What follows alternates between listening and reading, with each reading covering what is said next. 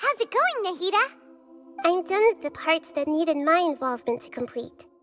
Although it's my first time working with the Akasha like this, its internal structure and operation procedures are easy for me to understand. Greater Lord Rukkhadevata's design is truly brilliant. Oh, also, this is for you. Huh? What's this little floaty thingy? It's a small device I put together just now. You can think of it as an upgraded Akasha terminal.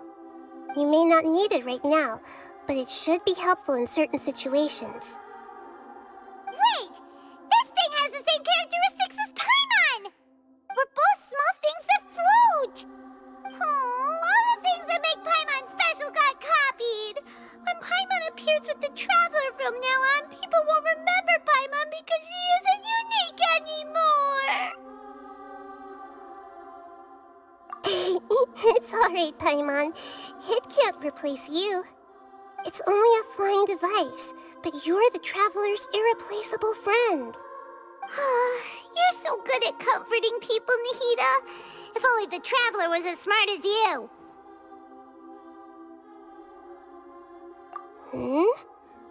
I was simply telling you what I feel to be the truth.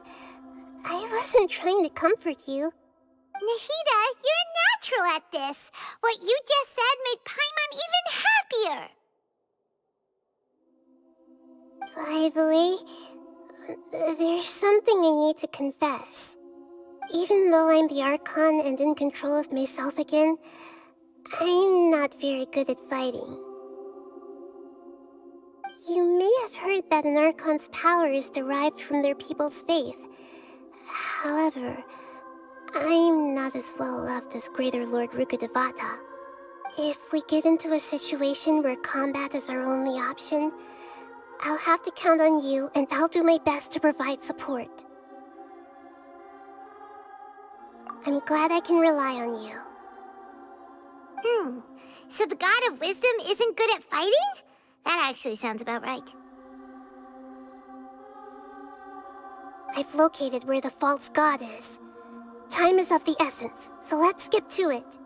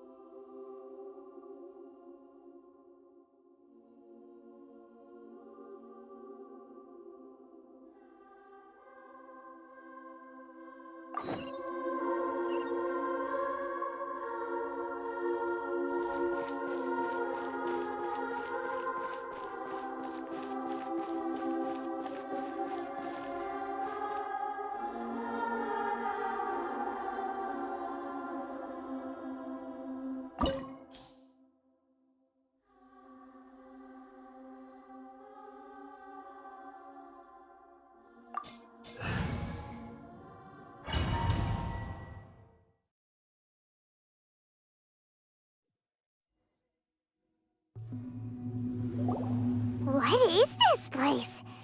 Is this really the way we need to go? Wow. Who would have thought there'd be a place like this hidden right slap bang in the middle of the city? The sages wanted to realize their god creation plan without being discovered. The safest and most convenient way would be to build within the academia itself. That's true. They were already hiding one god, so why not two? Judging from the structure here, the project is a huge undertaking. The sages really saw the god creation plan as their ultimate goal. But this place doesn't look like it could have been constructed by the academia alone. The Fatui under the Doctor sure didn't hold back. They provided a lot of technological support.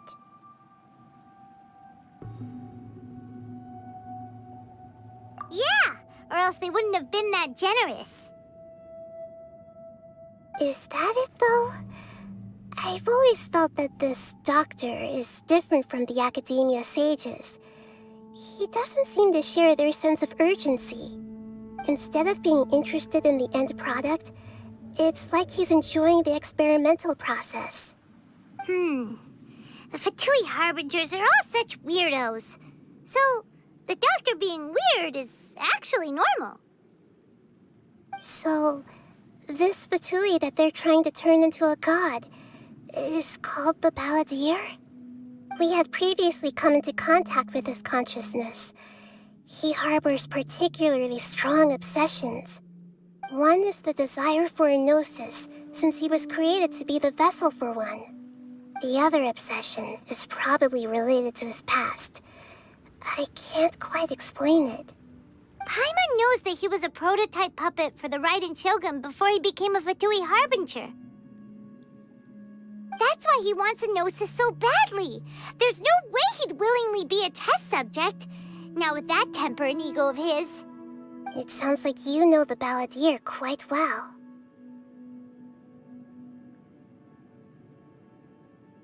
I see. Tell me more about him and what he's like.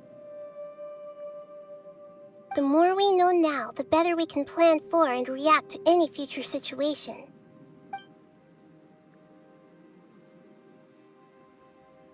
Ah, I see. How fascinating. Alright, time to go. Let's get through here and meet him in person.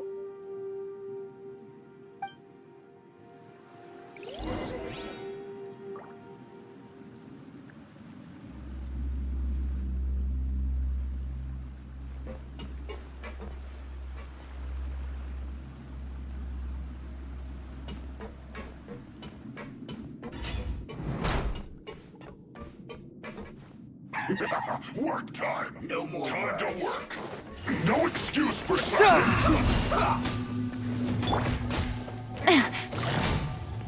Busted! Game's up! Fun's over! Scratch that! Stay right for duty.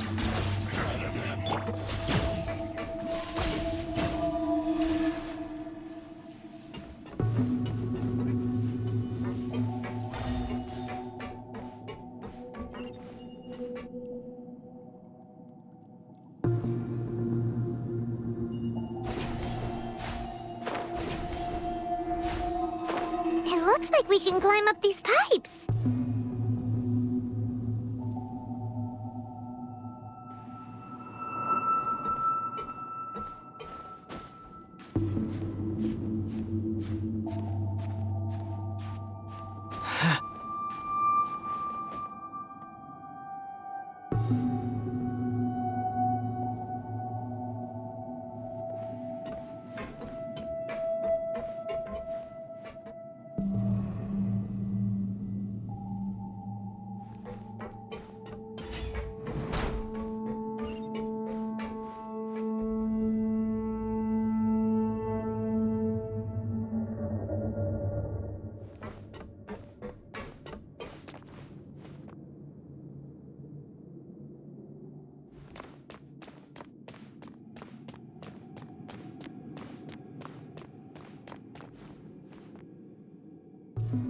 The pattern on the ground seems all messed up.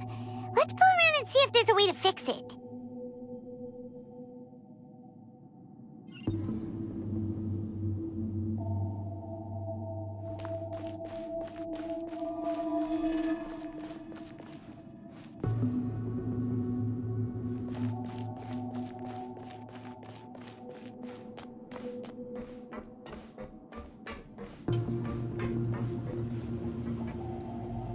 It seems to have stopped.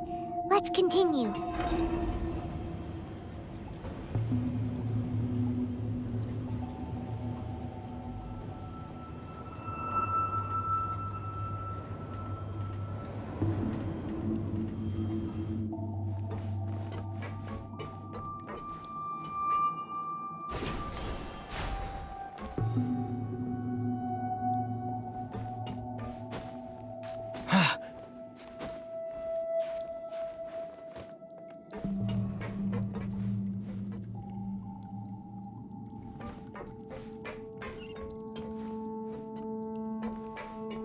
Shake it and stir it, nice and spicy. Quietly now. Right there. Scatter!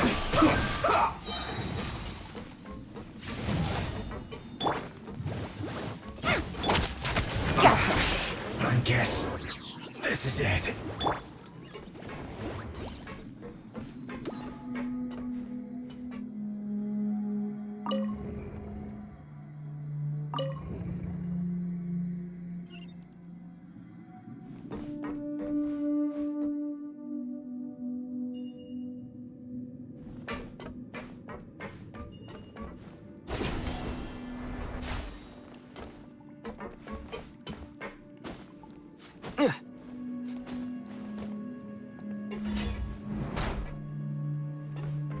Frozen. Out of the frying pan. You get frosted. Propagate! Germinate! Plasma. It's time for a flash freeze. Chill Nice to and the spicy. bone.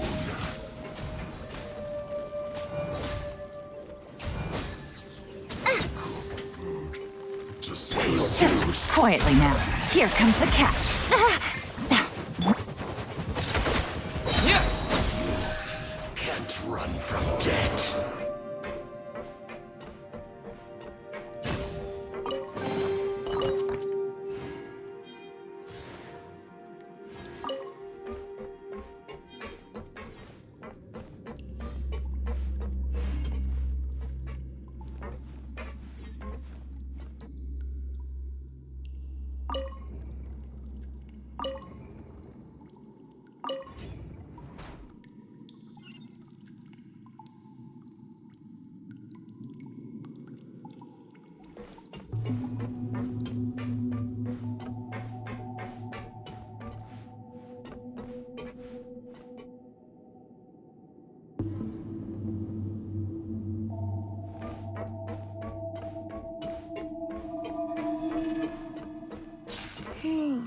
The cart is stuck. Maybe there's something wrong with the tracks.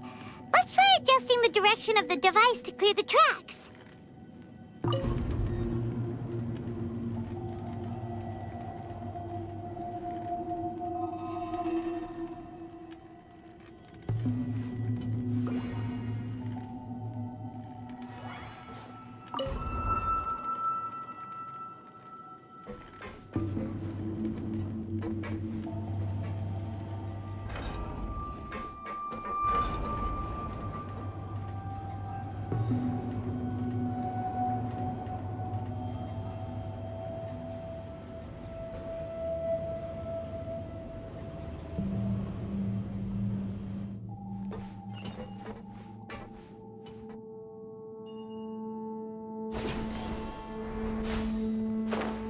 I'll put you on. Let's move.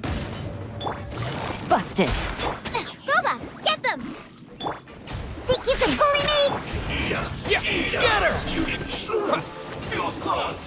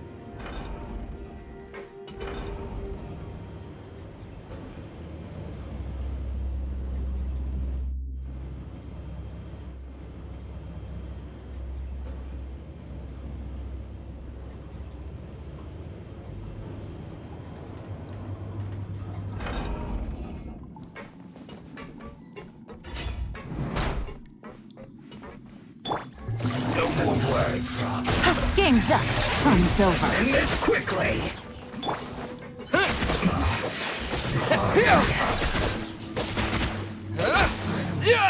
Some quiet. Well met. Scratch ya. Diana Special! You can't run. Gotcha. Ha! Cha! Here comes the catch. Out of the frying pan, into the... Think you can bully... Propagate! Away.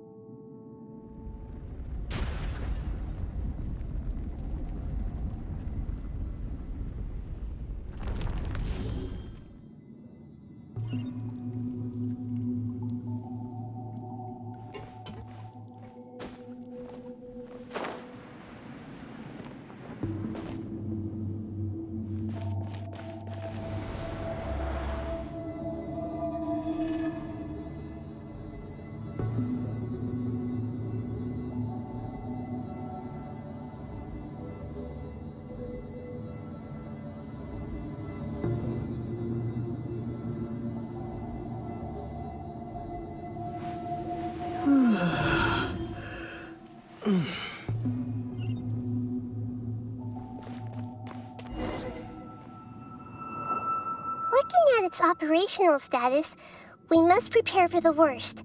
The god they wanted to create is likely close to completion or already completed. Oh no, what should we do? Paimon can't imagine how hard it would be to fight against the Fatui Harbinger with a Gnosis. Are you nervous, Paimon? If you really want to know, of course Paimon's nervous. Aren't you too, Nahida? Yes, I am. This is probably the first time I faced with a calamity of this degree since my birth. I feel not just nervous, but curious as well. Curious? Curious about what? Curious about our fate. To me, everything we perceive in this world, everything we learn, and everything that happens to us is considered knowledge. And if it's a form of knowledge, then it can be understood. However, only fate is about that which has yet to occur, so it has always drawn my curiosity. So to me, fate is the ultimate knowledge. That's also why I love observing humans and all the things that happen to them. It all brings me great satisfaction. And now, at long last, I'm not just an observer anymore. I will personally experience my own fate with you by my side. Isn't this such a wonderfully exciting thing? Ah, so that's what you mean.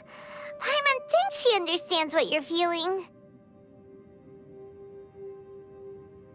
Agreed. Okay, let's continue on.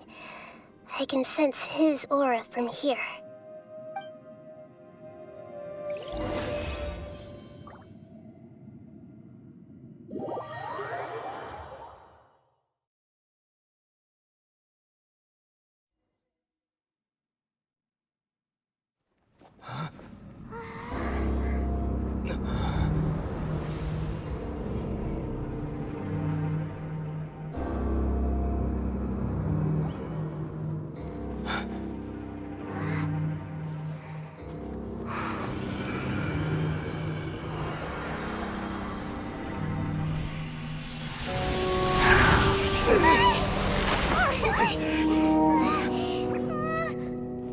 Who would have thought the world would be so eager for my birth? I remember you, Booer, the god of wisdom, and standing beside you, the traveler. Is he all-knowing and powerful now like Greater Lord Rukkhadevata? No, I can't feel the same kind of divinity I felt from the Greater Lord. It seems that the sages didn't get the chance to infuse the divine knowledge capsules into him. But even still, he has undoubtedly become a true god now. So we're too late? The Balladeer has already become a god? The Balladeer. A long bygone title. When my spirit ascended to divinity, I felt as if I had existed for the same number of epochs as heaven and earth. Looking back, the existence of what once called itself Kunikazushi appears infinitely small and ugly.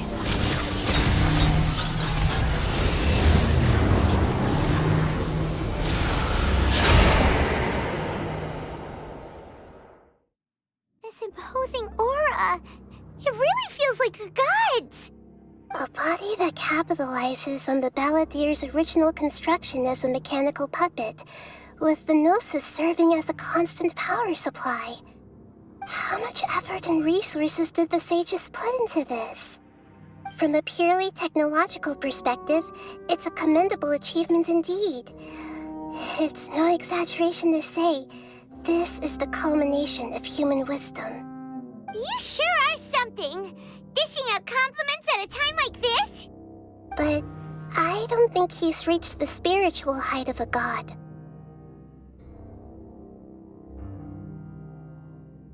Strife is engraved upon every god and every gnosis brought forth into this world. Can you feel it? The exhilaration of such power, and the thrill of anticipation for our contention.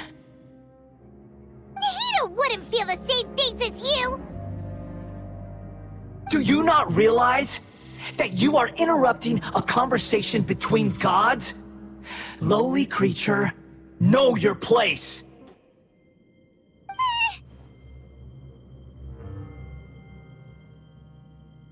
The strife engraved upon a gnosis. You're talking about the Archon War. Tevat's current peace was not easily won. I didn't personally participate in the Archon War, but the way I see it, all those losses were meaningless, driven by the demands of the laws. There's no point in bringing it up again. Is that so? Yet I am deeply disappointed that I was never allowed the fortuity to personally participate in the Archon War. This is a first. Encountering a god in this world who does not crave power. No wonder your own people have abandoned you, God of Wisdom.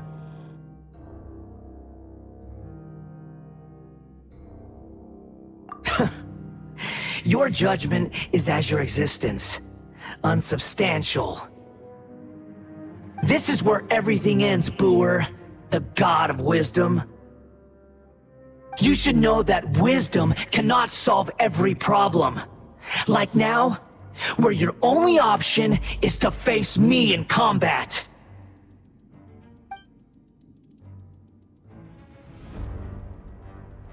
Come!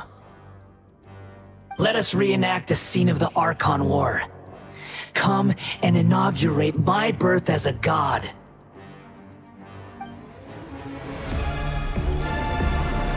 Churn!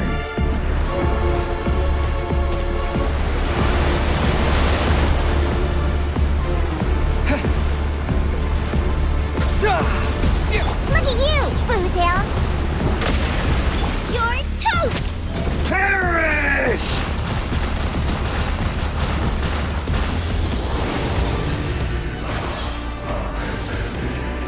Feeble human! Shaken and stirred!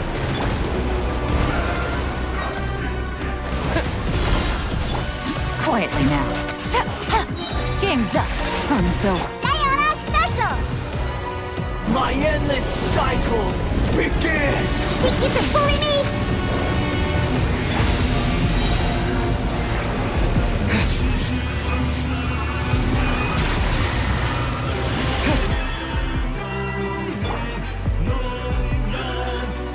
Let's go, let's go! Scratch! Churn! Germinate!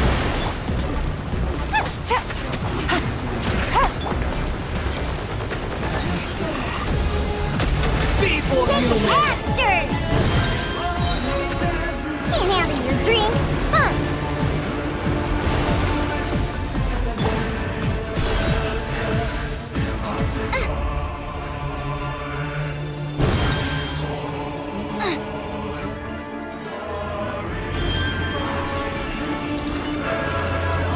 At my command, you shall fall!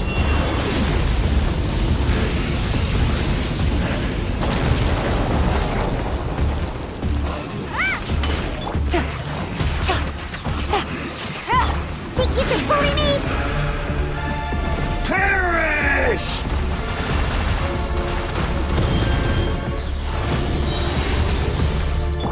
Hey, yeah! Boba, get them! Feeble human!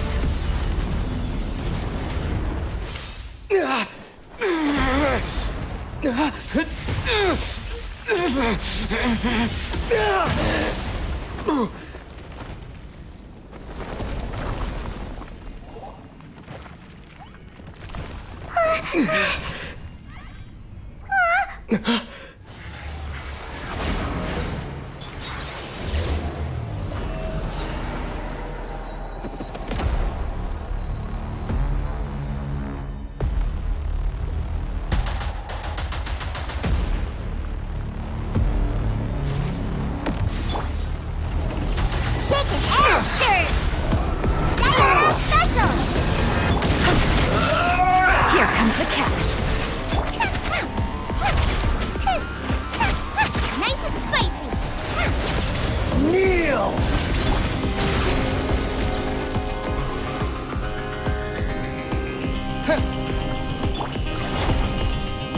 Busted.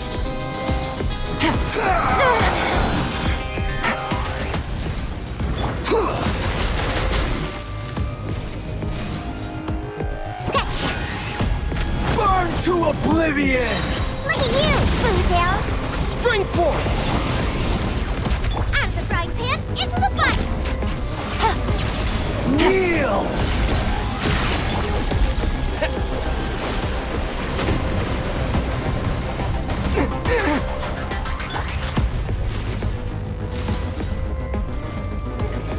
Shaken Reality Bastard! is pain!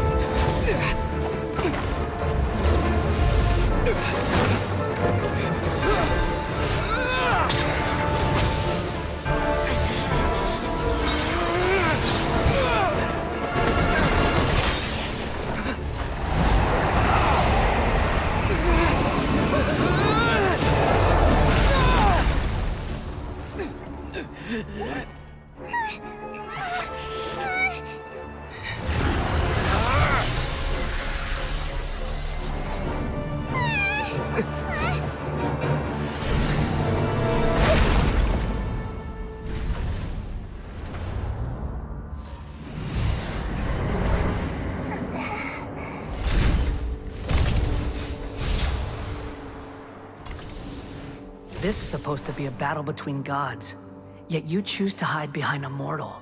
And now, you're acting like you'd sacrifice yourself for a human. Are you having fun proving a false sense of heroism to yourself, Booer?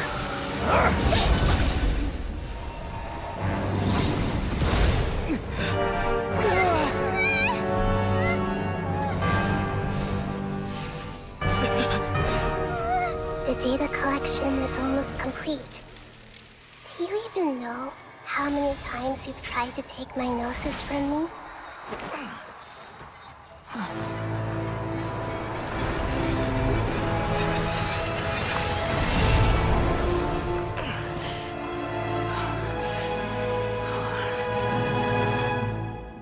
We just concluded the 168th loop.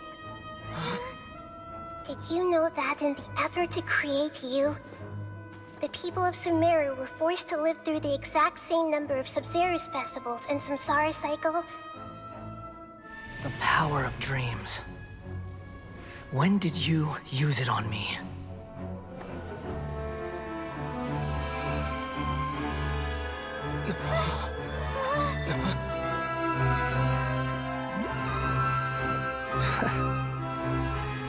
You can't even defeat me in a dream. What do you hope to achieve with this little trick? Come, Traveler. Just like before. Allow me to awaken the memories in your dreams. All that battle experience! It's more than that. Compile everyone's wisdom in the name of the Archon. That is the original function of the Akasha. I've sent everything that happened just now to the people of Sumeru in the form of knowledge. I've asked them to help you find a way to defeat the false god.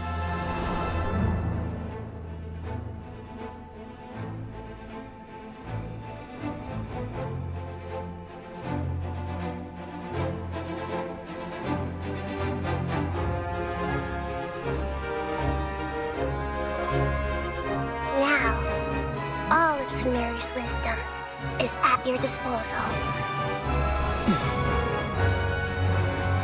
Meaningless tricks won't save you.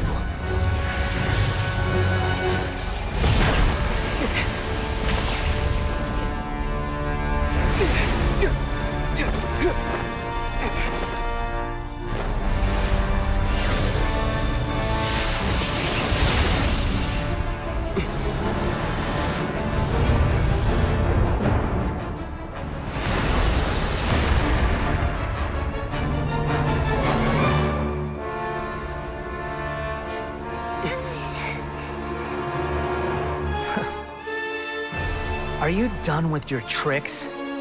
Can I finally take this as a real battle between gods? I'll leave this to you, the first sage of Boor.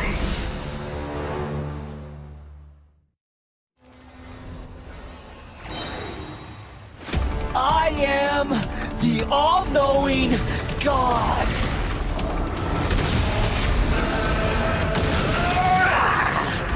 Make yourselves at home. Everyone hold hands. Kneel! Special! You're toast! Race you! Quietly now.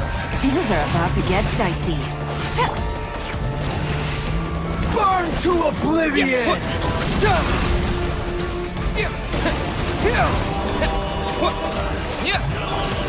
Committed to memory. Get them! Think you can bully me?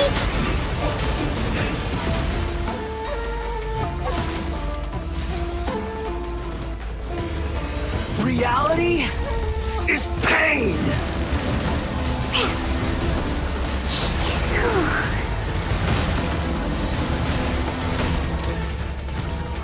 Shaken and stirred! Good riddance, cruel world.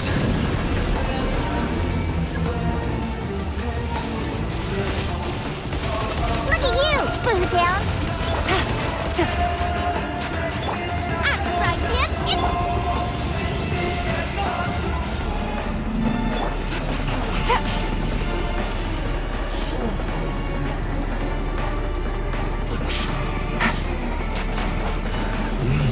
Take it easy.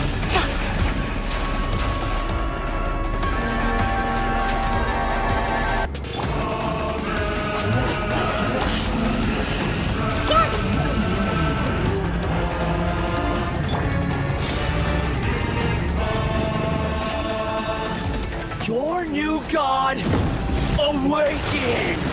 Sweet fairy! Don't leave me. Now, your eyes have been opened.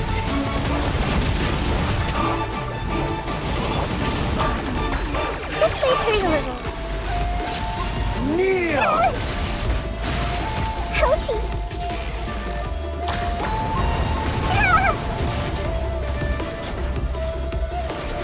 Tremble!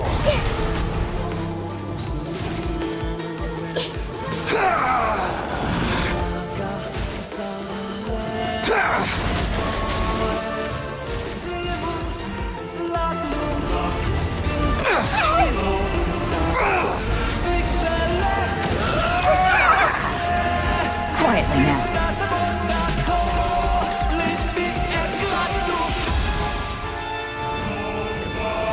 Reality is pain!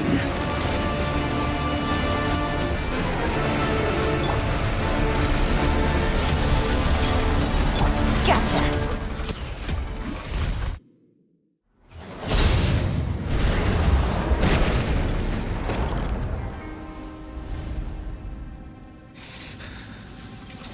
Humans.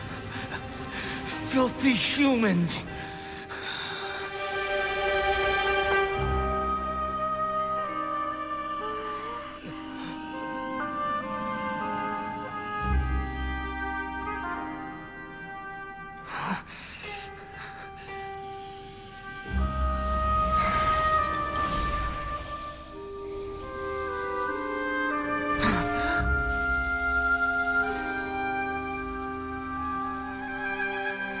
No! Wait! Please! Anything but the Gnosis!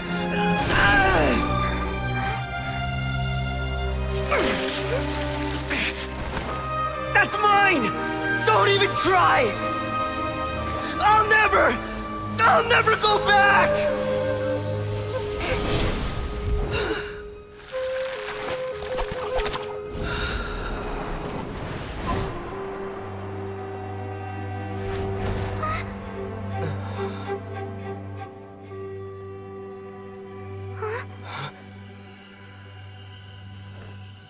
We haven't yet found the answer to the most important mystery. Irminsul is still waiting to be saved. With the power of another Gnosis, we may now finally understand the last memory of Greater Lord Rukkhadevata.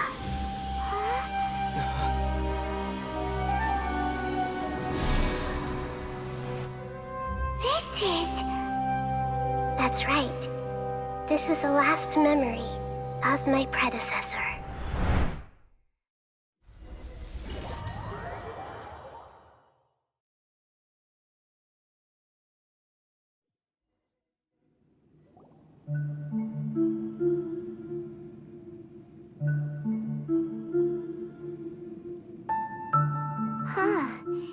This sure seems very different from what Paimon imagined. Shouldn't Irminsul be in this realm of consciousness? Yes, that is our destination. But I didn't expect the remaining consciousness of Greater Lord Rukkhadevata to be as polluted as this.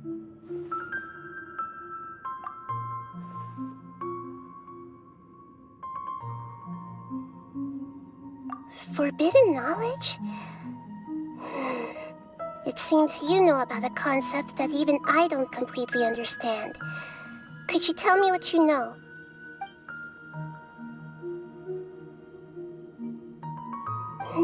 Your inference seems logical enough.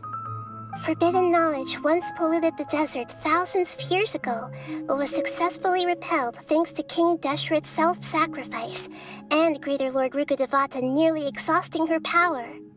Then, a second instance of forbidden knowledge pollution occurred during the Conria Cataclysm 500 years ago. But I'm afraid it is much more serious this time, with Irminsul itself already in danger. So, if we're in the remaining consciousness of Greater Lord Rukkhadevata, and it's also been affected by forbidden knowledge pollution, then does that mean, in order to save us, Greater Lord Rukkhadevata? Yes. It's very possible that she sacrificed her life in the fight against forbidden knowledge. She didn't completely eradicate forbidden knowledge, but if it weren't for her actions, the pollution would have been far more rampant over these past 500 years. The way that everyone, including me, has forgotten everything about forbidden knowledge may very well be due to her restoration of Irminsul. Aww. Do you feel sad, Nahida? I'm just sharing her pain. The pollution of her consciousness here is severe. There is madness, chaos, and pain all around us. Did she fight to resist the forbidden knowledge pollution in such terrible conditions, all the way up to her last breath?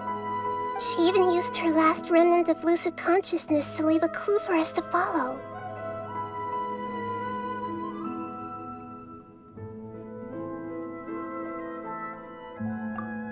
Yes, her words were distorted by forbidden knowledge, so that's all we could hear. But now, we have a chance to find the answer to this mystery.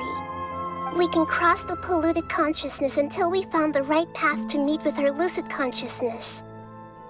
And then, we'll let Greater Lord Rukkhadevata tell us the truth in person.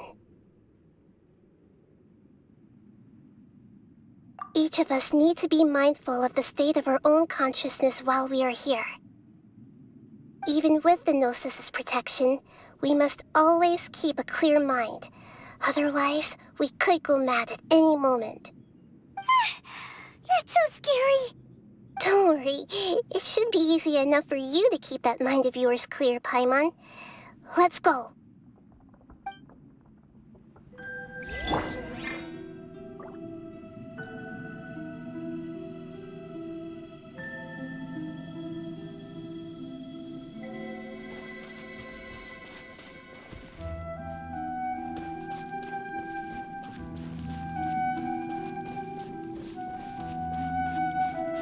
Are we in the air? And why is there a huge boat? That's the boat of consciousness, which symbolizes reason here. Its course is the direction our consciousness is traveling towards. If we lose control over our consciousness, we will fall into madness.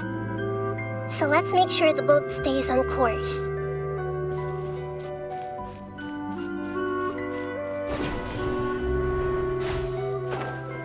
Wow, what are these? The monsters seem to have been affected by them.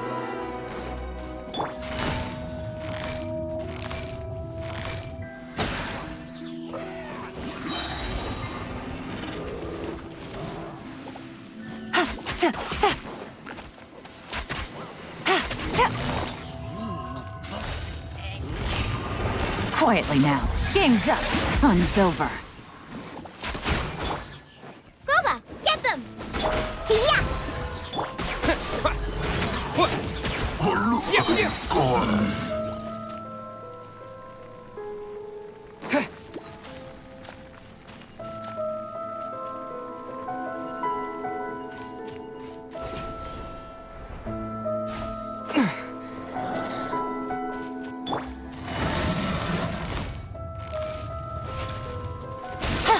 Diana Special! Think you can bully me? Eat this! Out of the frying pan, into the Things are about to get dicey. Look! A four-leaf sigil has appeared in the sky!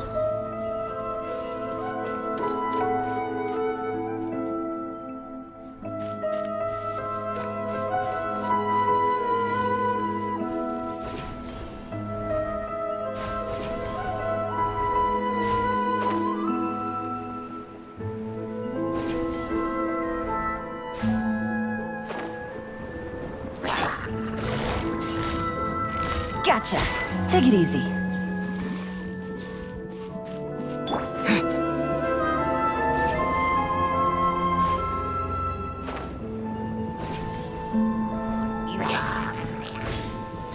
Terminate! Can't handle your drink! Huh, shaking ass!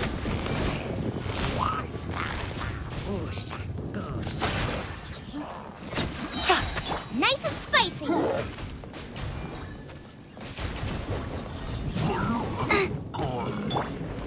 Think you can bully?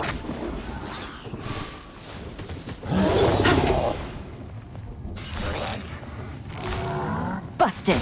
Here comes the catch. Diana Special! Hey-ya! To control the boat of consciousness, we need to find the helm first.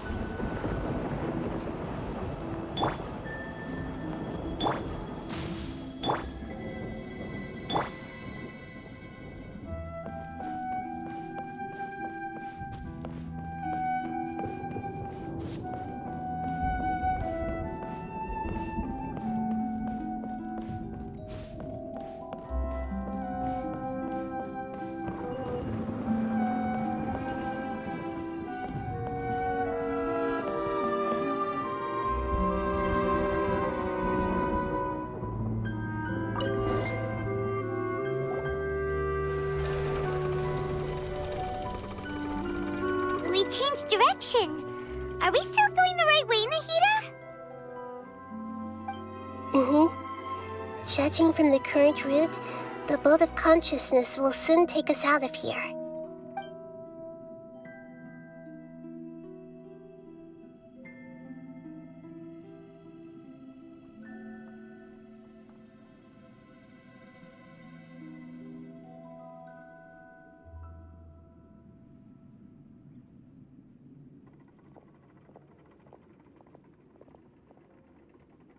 We'll be arriving at our destination soon.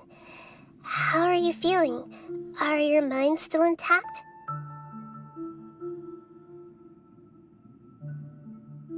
Huh? But everything's been completely normal for Paimon. Hopefully there won't be any more interruptions. This time, we should be able to meet Greater Lord Rukkhadevata. Are you saying you've never met Greater Lord Rukkhadevata before? No, it seems that my birth and her death took place at the same time. Otherwise, I think she would have given me a little more guidance, and I could have done a better job. Hey, you've done a great job, Nahida. Let's get out of this creepy place and go meet her.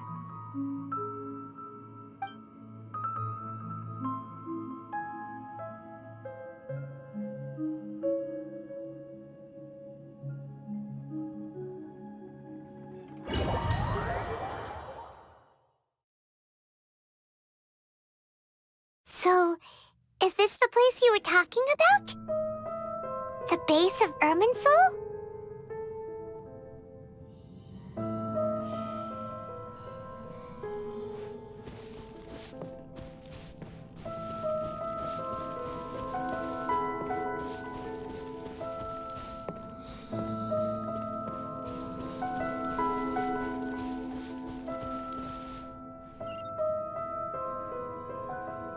Well, this is the place.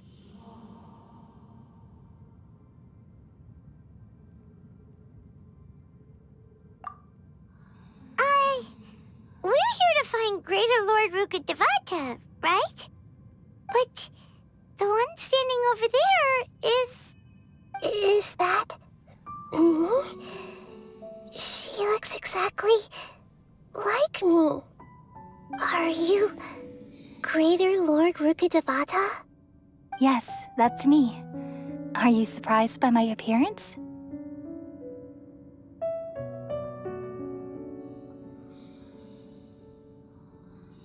Irminsul and the surrounding lands have been reproduced here as they were years ago. But this is just a realm of consciousness. We are manifestations of the same nature. Hence why we would appear exactly the same. We're of the same nature. Why? Because you are me, and I am you. You are me in the new samsara. The new samsara? As Greater Lord Rukkhadevata, I'm the avatar of Irminsul, and you are the purest branch snapped from Irminsul. Imagine it this way. Even if a tree dies, its branches will eventually take root and grow, continuing the tree's life in another form. I'm merely the remaining consciousness of Greater Lord Rukkhadevata. The real me has presumably died a long time ago.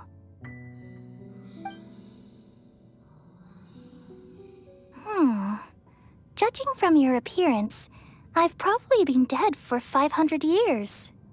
But you're finally here. My new self in the samsara.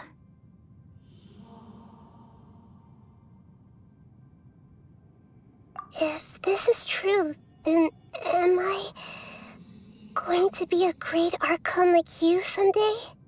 Though we share the same nature, our fates are bound to be different.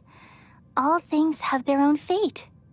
When a branch grows into a mature tree, it won't be the same as the original tree. That's why fate is the ultimate knowledge, isn't it? That's a great insight. Yes, very good. It's also precisely why you won't become like me. Really? But perhaps you may become an even greater Archon than I. I already see a determination in you that I didn't possess in my time, and the future that it leads you to will be yours alone. Along with the blessings from your past experiences. Don't worry. The growth of wisdom is like that of a plant. You only need to wait quietly for the flower to bloom. Come to think of it, the sages never had the faintest inkling of the meaning of wisdom. Thank you. Nothing makes me happier than discovering that the Archon I always admired was in fact myself in another fate. It's so nice to speak with you, Greater Lord Rukkhadevata. I've always wanted to meet you. The feeling is mutual. From the moment I snapped the branch off Irminsul and created you, I've also looked forward to talking with you. Could you tell me why you wanted to create me? And what exactly happened when you died? Ah, I see. You're here seeking answers, right? Everything that day, even the sky itself, changed into a color like this. At that time, the seven were all summoned to the nation of Conria. Except for me. I had a more important task to attend to. I had to protect Irminsul. The disaster occurred together with the pollution of forbidden knowledge. At that very moment, with my consciousness connected to Irminsul, I sensed something was wrong. The pain started to torment my mind. By the time I reached Irminsul, it was already displaying signs of corruption.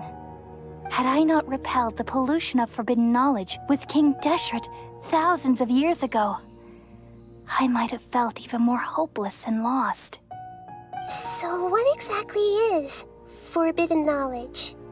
It's a kind of knowledge that doesn't belong to this world, and a form of truth that can't be understood. It came from the very bottom of the abyss. Even I could never understand it. The world is constantly rejecting it, leading to all kinds of bad phenomena. If we allow forbidden knowledge to pollute Irminsul, I'm afraid the entirety of Teyvat could fall apart. So, there's knowledge that even the God of wisdom can't understand? At that time, I knew I couldn't repel the forbidden knowledge with my strength alone. Which is why I created a device that compiled human wisdom and named it the Akasha. It's truly the world's most amazing invention. Thank you. For a long time, I thought dreams were the fruit of human wisdom.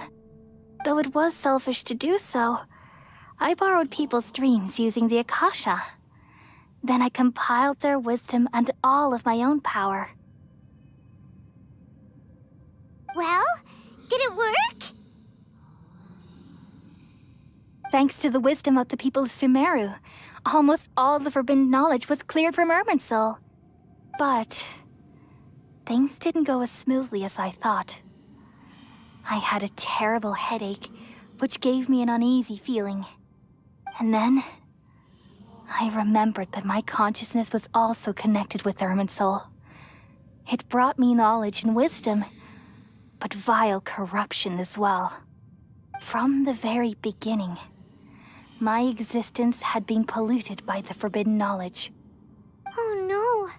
How could that happen? I've experienced that pain in your consciousness. It must have been a horrible experience. Yes, but my feelings weren't important. The important thing was that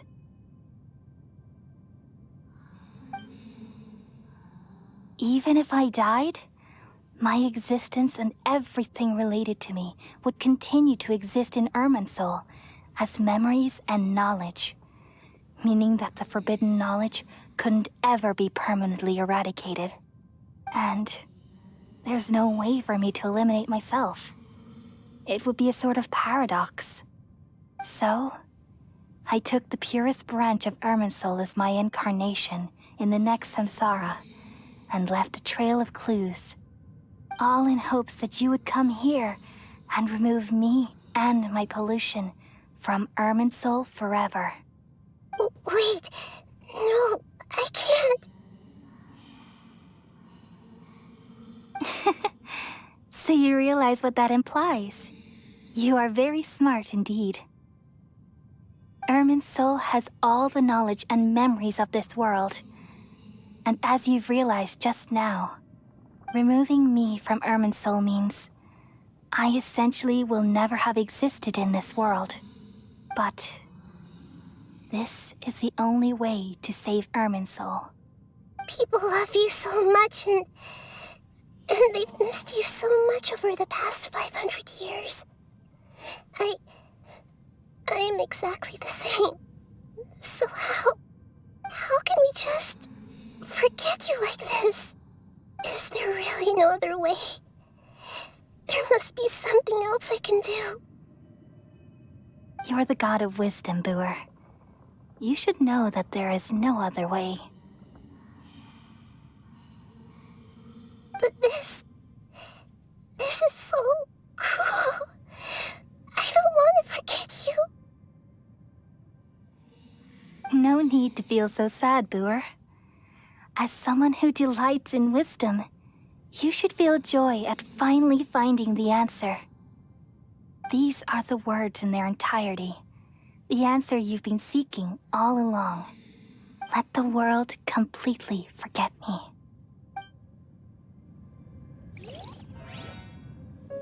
We all nestle under the great tree of wisdom, peering out to perceive the world. From the earth and from the rain, we perceive its wonders, until we become a white bird to perch atop a branch, and finally snap off the most important leaf. Once upon a time, I alone dreamed in this world. In my dreams, everybody would also dream after they fell asleep. Wild and wonderful thoughts would emerge from their minds. Some tumbled to the ground, and others floated to the sky, connecting all things in the world into one dazzling net.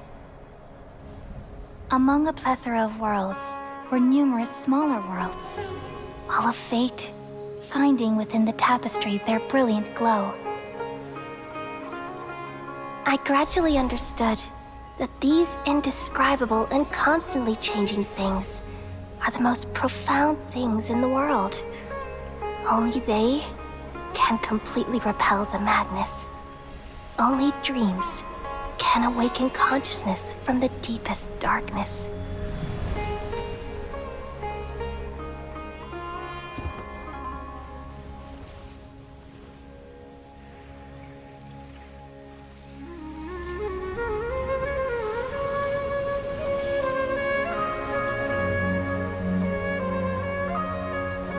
I'm the one who posed this question, yet also the one who sought a solution. Saving the world with the dreams of the people used to be my answer. And now, you've also found your own answer, and I shall return all the dreams to the people.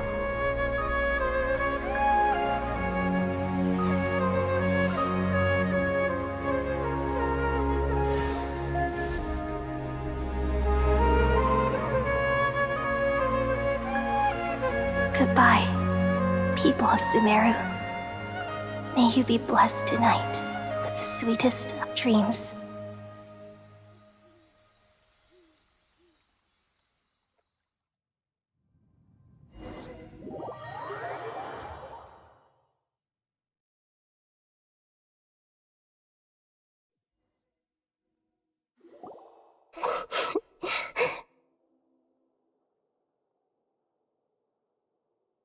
I'm alright. I'm just a little confused. We've just saved the world, right? So why am I crying?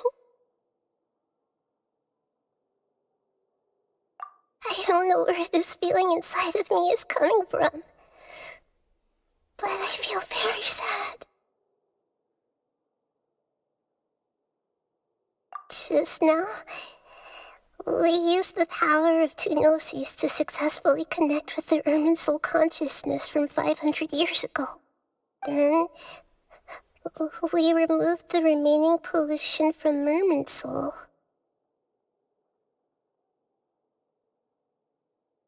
Yeah, what's wrong? Weren't you there just now?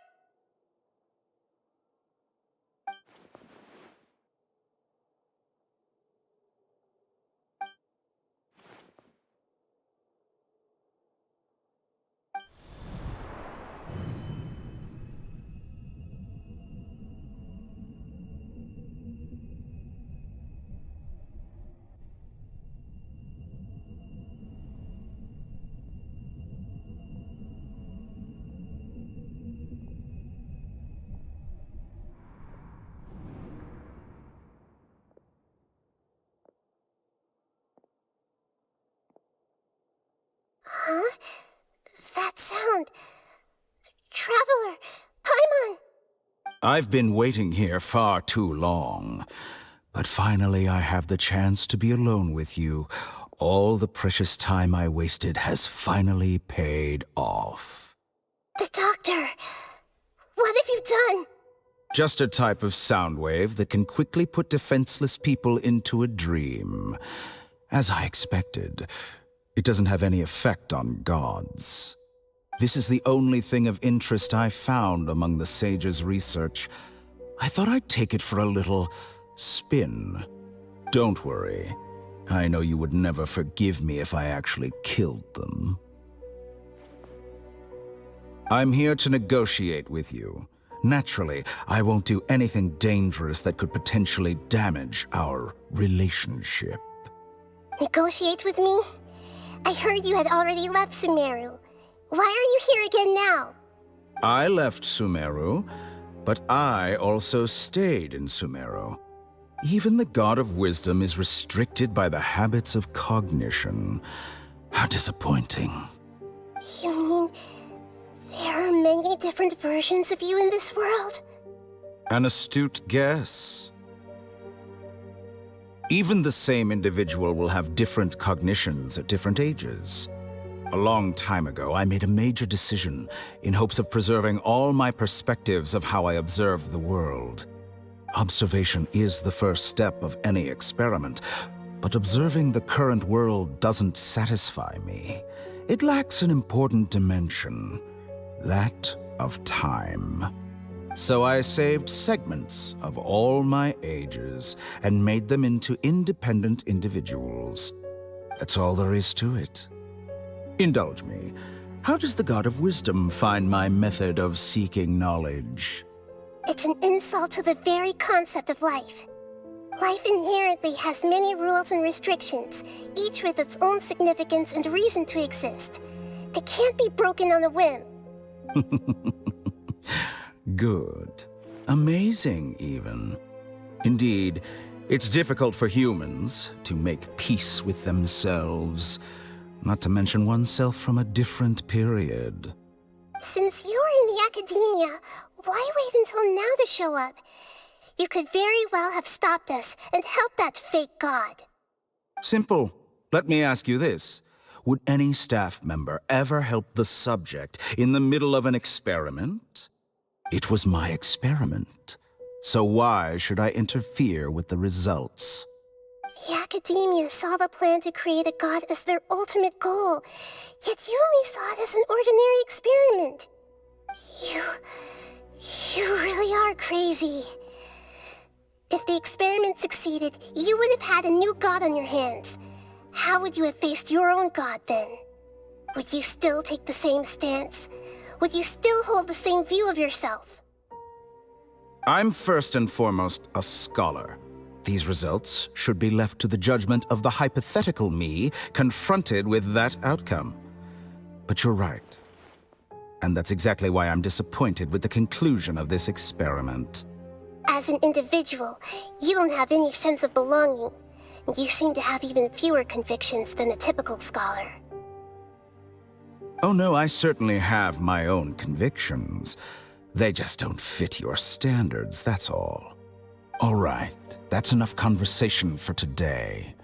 The experiment is over, and it's time to tidy up the equipment and reclaim any useful materials. For example, the Gnosis. Lesser Lord Kusanali, you're an intelligent Archon. I'm sure you understand the disparity in our combat abilities at this time. Besides, you have no way to use that Electro-Gnosis in battle.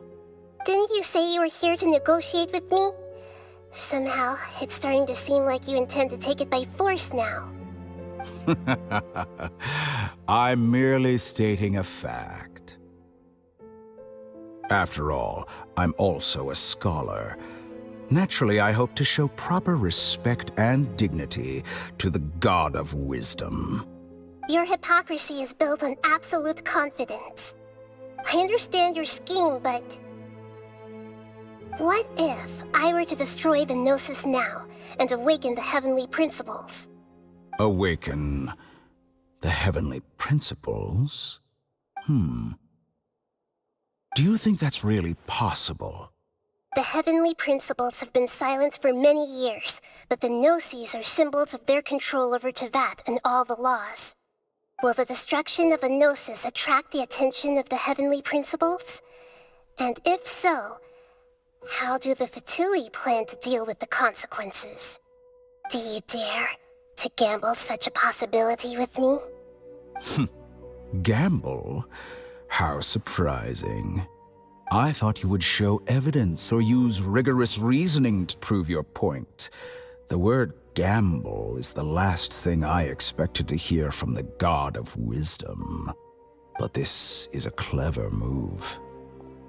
You must have seen through me when I first captured your consciousness. As a scholar, I respect all possibilities. This has always been my principle and is an essential trait as an experimenter. Indeed, I can't ignore this possibility. So tell me then, what are your conditions? This foreign Gnosis will only lead to disaster if it stays in Sumeru. But this Electro-Gnosis is the prize I obtained after defeating one of your fellow Harbingers. Now, as the one who initiated this cascade of events, shouldn't you pay the corresponding price? Price? Interesting. What price would you have me pay? How about erasing all your other segments? So this is how you wish to restrict me, the most threatening opponent of the Nation of Wisdom.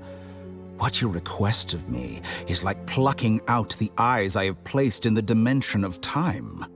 Segments are extraordinarily difficult to make. They require extremely rare resources and enormous amounts of time and effort, requiring me to destroy them all here and now. Bravo. A suitably wise decision on your part. Yes, how very interesting. Can I assume that you have long been wary of me? Among all the versions of me, this segment you see now is the most selfish. If it weren't me, your idea wouldn't have worked. What did you see when you were imprisoned? You were observing me, and that's how you know I've long grown tired of their doubts and endless arguments. Like you said, it's difficult to make peace with yourself. Being as smart as you are, have you managed to do that? I see. If you think all those versions of me are worth a gnosis, then deal. You sure didn't hesitate much. Is the relationship between all the versions of you really that bad? I don't think there's any need to dwell on that. The surplus versions of me can be exchanged for a gnosis. Do you think anyone can offer themselves at a higher price? Besides, with my abilities, it's only a matter of time until I find better perspectives. Perhaps it's best to say you're just temporarily ahead. But what I'd like to know is, how can you be sure that I've really erased them? I can see your remaining honesty.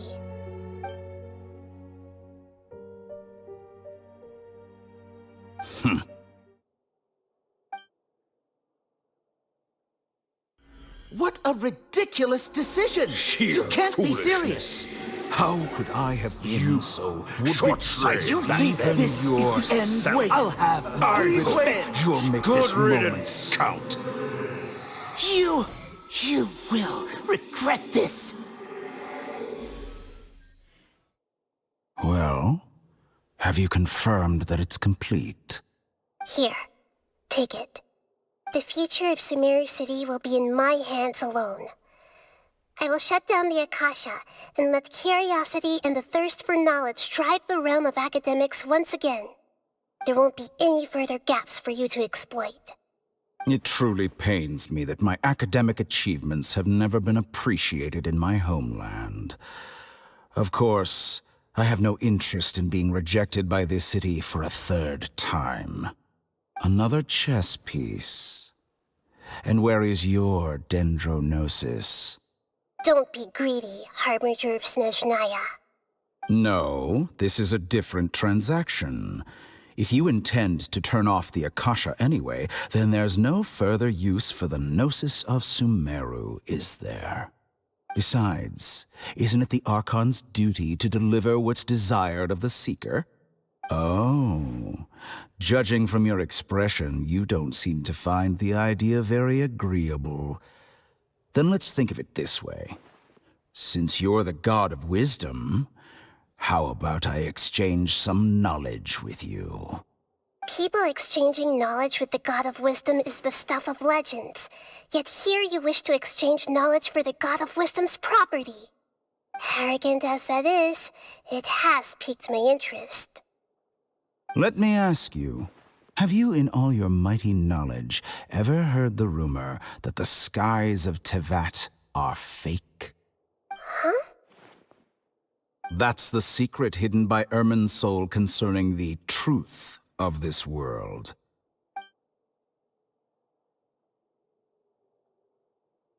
Once I finish telling you about this, it will be time for me to say goodbye. With negotiations, we've all gotten what we wanted. I'm very glad I got to meet you like this. Your arrogance may know no bounds, and convictions may mean nothing to you. But I'll still listen to what you have to say.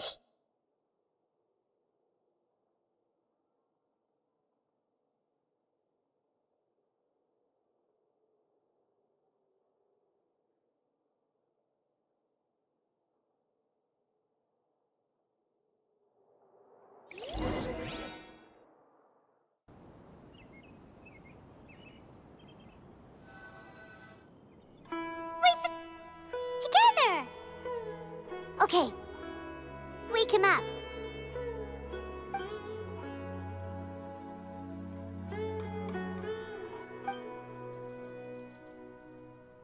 Are you awake? Kali says it's time for breakfast.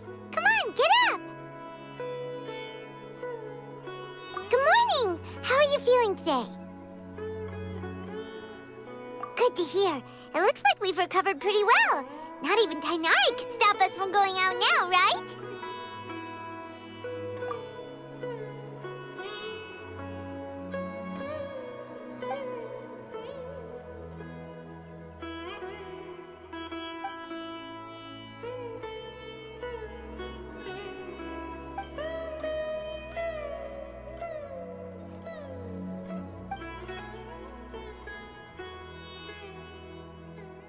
Come on, Traveler, let's go!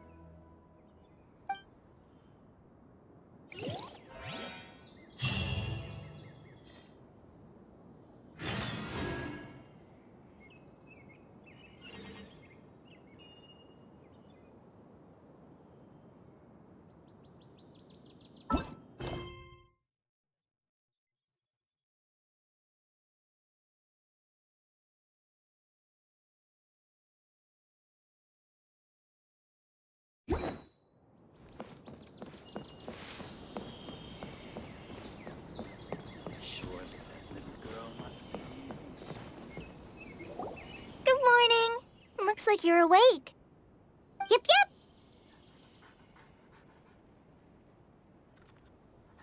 I prepared some breakfast today.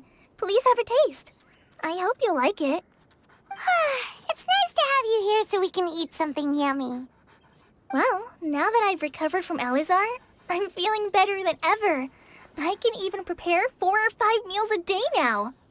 And Paimon bets they're all delicious. Oh, by the way, someone brought a letter for you after you went to sleep last night. Nope. Paimon wanted to read the letter with you after you woke up, so Paimon didn't open it. All right, let's read it now. Oh, it's from Nilu. Ahem. We're going to hold a feast at the Grand Bazaar and celebrate Cyno's reinstatement as the General Mahamatra. As heroes of Sumeru, please be sure to attend. I'll wait for you. The date of the banquet is written on the back. It's in 2 days. Oh, I've also heard that you've become heroes here as well. That's amazing. Sometimes I'm really envious of strong and confident people like you. Oh, you're embarrassing me. Anyway, let's go to the Grand Bazaar to have a look. Oh, before you leave, be sure to inform Master Tainari.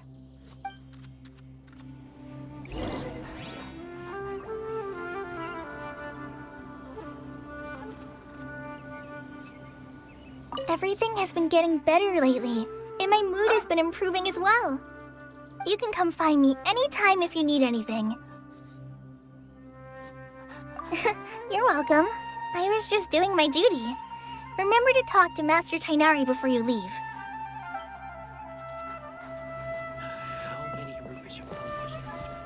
Yesterday, a total of 5 dusk birds. Tainari!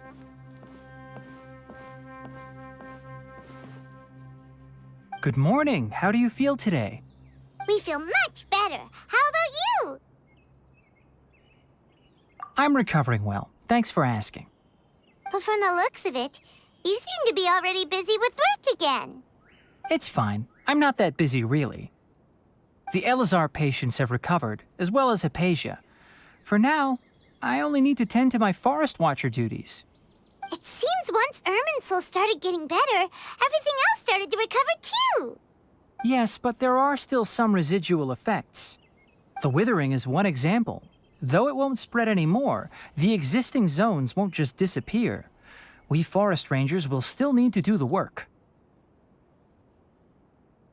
By the way, we have some good news. Cyno got his position back. This news is hardly new. He had already mentioned it to me before. Huh? You mean he was already here? Why didn't he come to say hi to us? He visited once, but he was afraid of disturbing you while you were resting. He just asked me a few questions and left. Then you probably already know all about the celebration feast. Celebration feast? No, I haven't heard anything about that. Huh? But didn't Nilu say in her letter that they would celebrate Cyno? He didn't tell you? Perhaps, or alternatively, he doesn't know about it either. Come to think of it, Cyno doesn't seem like the type who'd enjoy a celebration feast. You and Kale are both Cyno's close friends. Why don't you come to the feast with us? Kala has taken over some of my tasks these days. I don't think she'll have time for it. Not to mention me.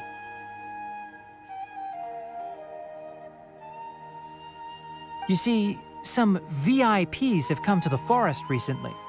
Huh? VIPs? Very important Paimons? Well, technically speaking, they are former VIPs. The sages involved in recent incidents have begun their training in the Avidya forest, and the people they had previously imprisoned have all been released. Huh? Yes, he's a little weak, but he isn't injured and his condition is stable. Lesser Lord Kusanali, in her boundless mercy, has decided to spare Azar and the other wrongdoers. Supposedly, they were ashamed of their shallow ideologies and have decided to dedicate the rest of their lives to cultivating wisdom in the Avidya forest. When they learned that Lesser Lord Kusanali had defeated the Balladeer and saved Irminsul, they were shocked at first, but also became happy, feeling that the sacred light guiding them on the path of discovering wisdom had begun to shine once again. As a result, work has increased for the forest rangers. That sounds really exhausting. There's nothing we can do, really. But that's another topic. Back to the matter at hand. Are you two planning to head out? Ah, right! We're here to request permission to head out. Would that be okay? You've recovered well. You may go, but be careful. Yay! Will do!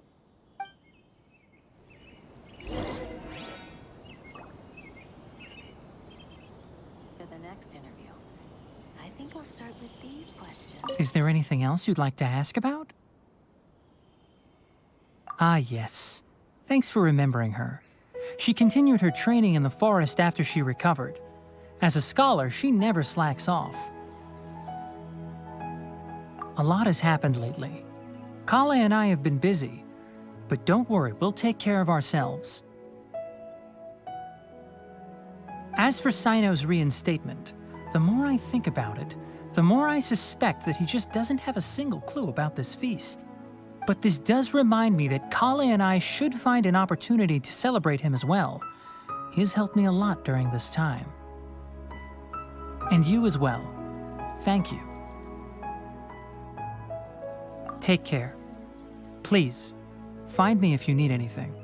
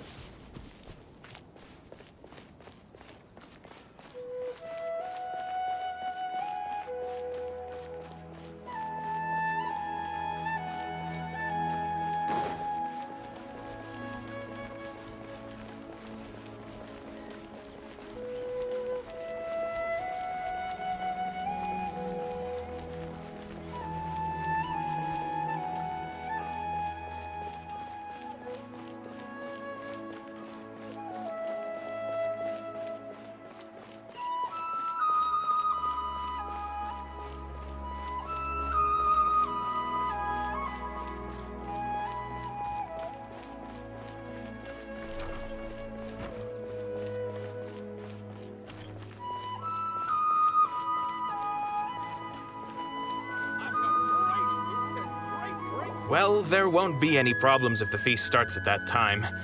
Everything has already been prepared. Mr. Zubair, I finished tallying things up here. Well, except for the guests. Is a simple reply really that much to ask of our guests? It's affecting our arrangements. Oh, it'll be fine. Besides, it never hurts to get things ready in advance. I was thinking the same thing. The feast will be held sooner or later, right? Hey, Nilu! Traveler, Paimon! We got your letters, so here we are! You're the best! The other guests haven't even replied yet. Huh? Are we the only ones that have arrived? Yeah, I had someone deliver letters to all of our guests. But maybe everyone is still busy with other things. Look, I get it. Sumeru is in an extremely important period of transition right now, but even if your friends are important figures, they shouldn't just ignore your request like this. Nilu is Sumeru's #1 celebrity, after all. You have no idea how happy I am to talk to people with good taste. If you consider enjoying Nilu's dances having good taste, then almost everybody has good taste. Because Paimon thinks everybody will love her performance. That's right. We all think she's amazing too. Nilu is an absolute favorite among those of us who frequent the Grand Bazaar. For Outlanders, you have a great eye. Master Zubair, let's have a vote for the most outstanding audience members next time. I think these two may win. Nonsense! It is not for us to determine the value of an audience. But indeed, we could try giving gifts to people with particularly good taste. I heard there's a device in Fontaine called a camera that can record people's appearances as pictures. Such pictures would make superb gifts. Ooh, good idea. I wonder where we can find one. I don't want you giving pictures of me to everyone. I'm satisfied just being able to perform here. There's always a lot going on at the Grand Bazaar. Yeah, and that's why I love it here. Traveler and Paimon, could you help confirm if the letters were actually delivered? If for some reason they didn't receive the letters, then please tell everyone that there will be a feast here. Yeah, we can also check out how everything in Sumeru is going now.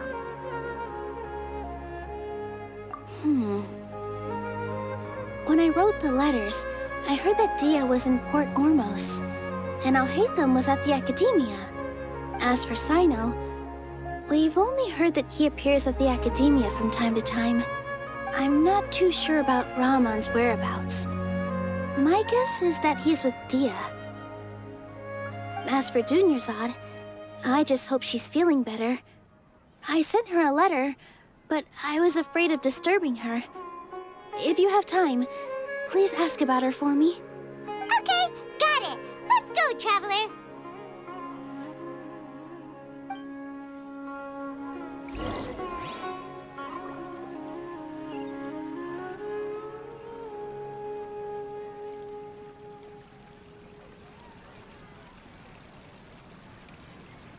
I'll go to the Adventurers Guild later and ask Miss Catherine if she knows how to get one of those cameras. Yes, please do. I'm sure the audience would be thrilled at the chance of receiving commemorative gifts. It could be our special surprise that we prepare for everyone. I think it's an amazing idea. Who knows? If we take more pictures, they might even become the signature souvenir of the Grand Bazaar. And Nilu will become even more famous. Ha! It won't be long till people are fighting for front row at your performances.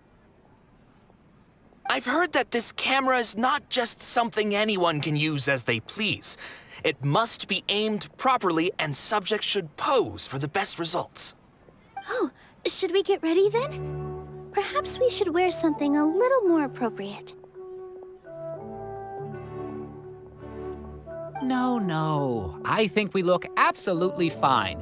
If anything, when we pose for this, clever invention, we should just be ourselves, You really think so?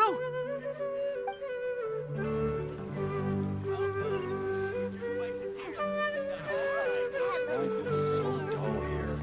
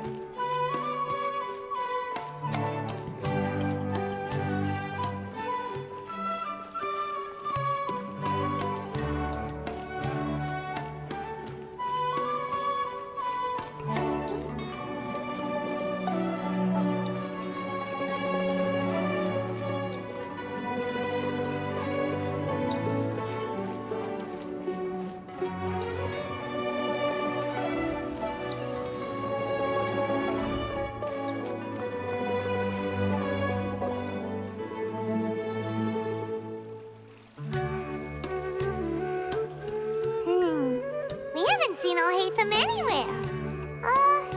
Let's ask that person over there.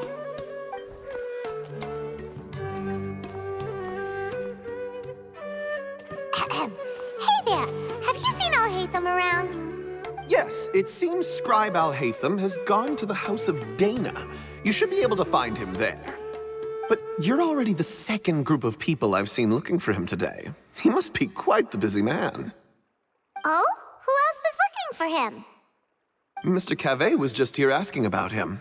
You wouldn't believe how terrible their relationship is. And now you two are here. Don't tell me everyone's here looking for gossip about the sages.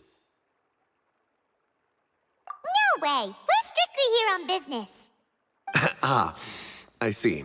Sorry, I thought maybe everyone's as interested in rumors about the sages as I am.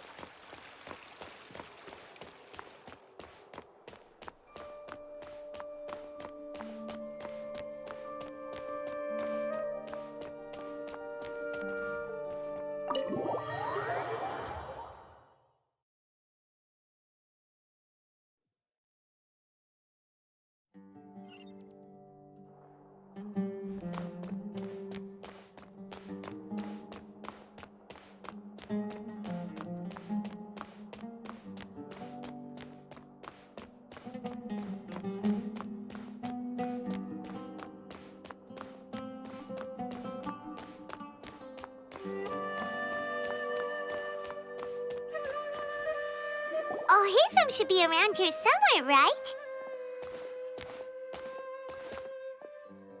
Oh, he's over there! But it looks like he might not have time for us. Just put down that worthless book and tell me what happened in the academia. This is not just some worthless book. Do you have any idea how difficult it is to find a physical book like this in Sumeru? It doesn't matter. It's probably just another thing that you used your authority to get your hands on anyway. Just put it aside. Listen, I came back today only to hear that the sages have disappeared. Oh? You sound surprised. I thought you would already know the inside story. Would I be here asking you if I knew? You're the scribe, not me. So just tell me what you know already. Well, I almost became a sage. Huh? Oh, don't sound too surprised now. You're the renowned Kaveh, light of the Ksharawar. Besides, as a master builder and craftsman, chances are you'll be appointed as a sage too. Why do I feel like you don't really mean it? Huh. What makes you say that? Why would you question my heartfelt sincerity? Maybe it's because you've never said anything good about me before. Yeah, well, I share a similar sentiment, and anyone who knows you as well as I do would surely do the same. Ah, you... See? This is why I hate discussing anything with you. Your ridiculous and arrogant attitude always gets in the way. It seems that you really can't stand my personality. Ha! What was your first clue? Well, then you might as well move out of my house. Are you threatening me? Stooping to a new low, I see. Ugh, and don't change the subject. You, a sage? What a joke. The academia might as well just close tomorrow. Are they having a fight?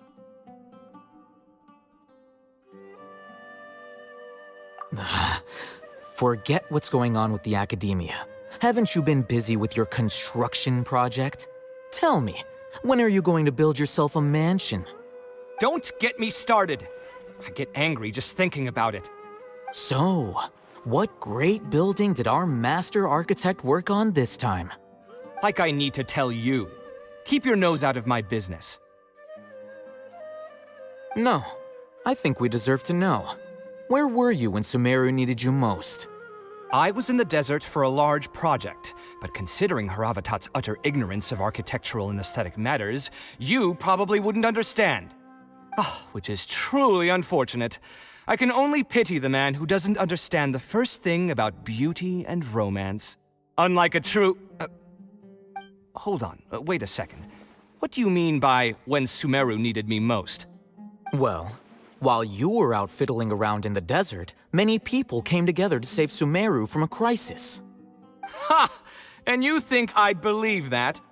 Look, all you really need to know is that Azar and all his accomplices have all been overthrown. Huh? What nonsense are you talking about? It's no skin off my nose if you don't believe me. It's not like my Darshan was the one trying to apply for funding from the Grand Sage. Yours, though, on the other hand... You know what? I'll ask around. I'm sure someone knows what's going on here. You're dead if I find out you're lying to me.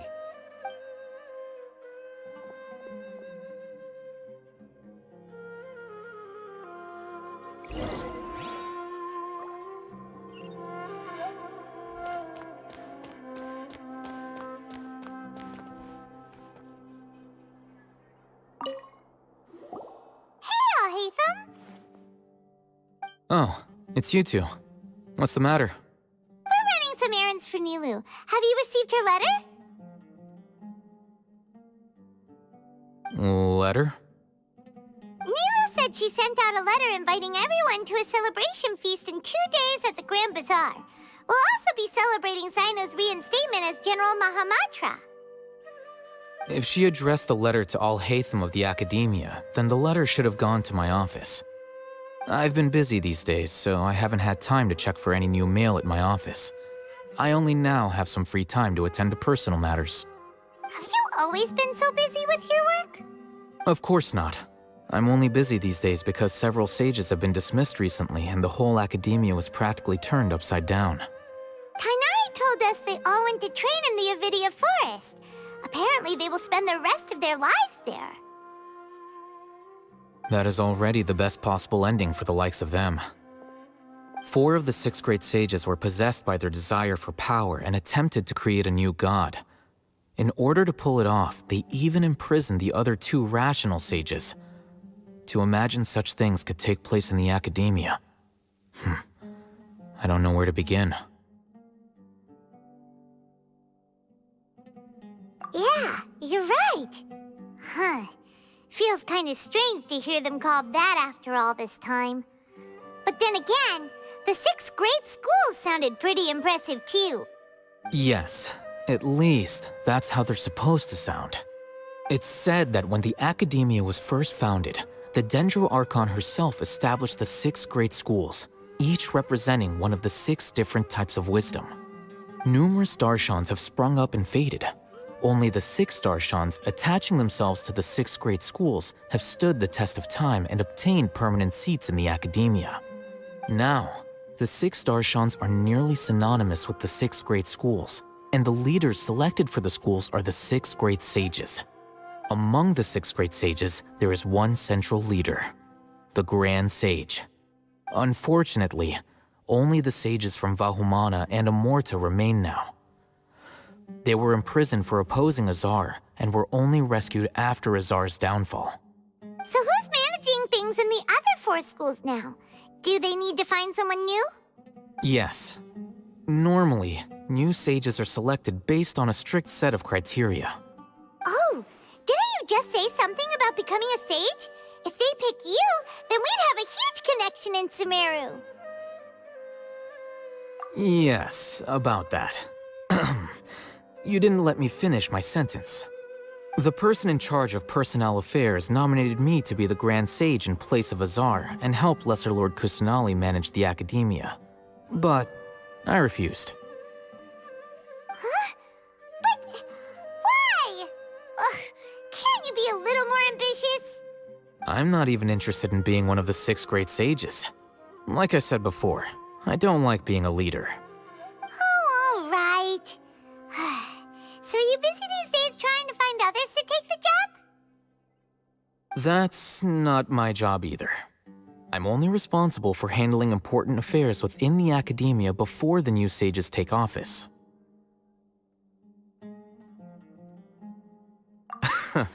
And the first thing I'll do is reject Kasharawar's application for funding. By the way, just now. Is he your friend? Do we look like friends? Paimon doesn't know. That's why Paimon's asking. His name is Kaveh, my roommate. You could say he's the representative for Ksharawar scholars.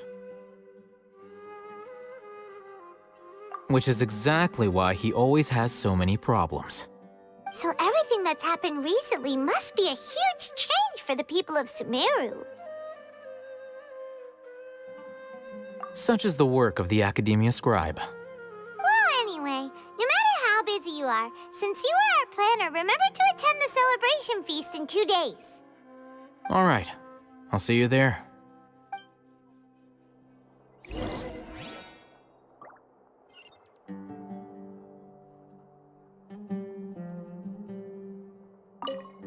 The House of Dana is the last quiet place in the whole Academia now.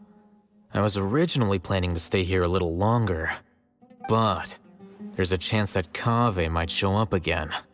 Tuh, what a nuisance. I'd better go somewhere else.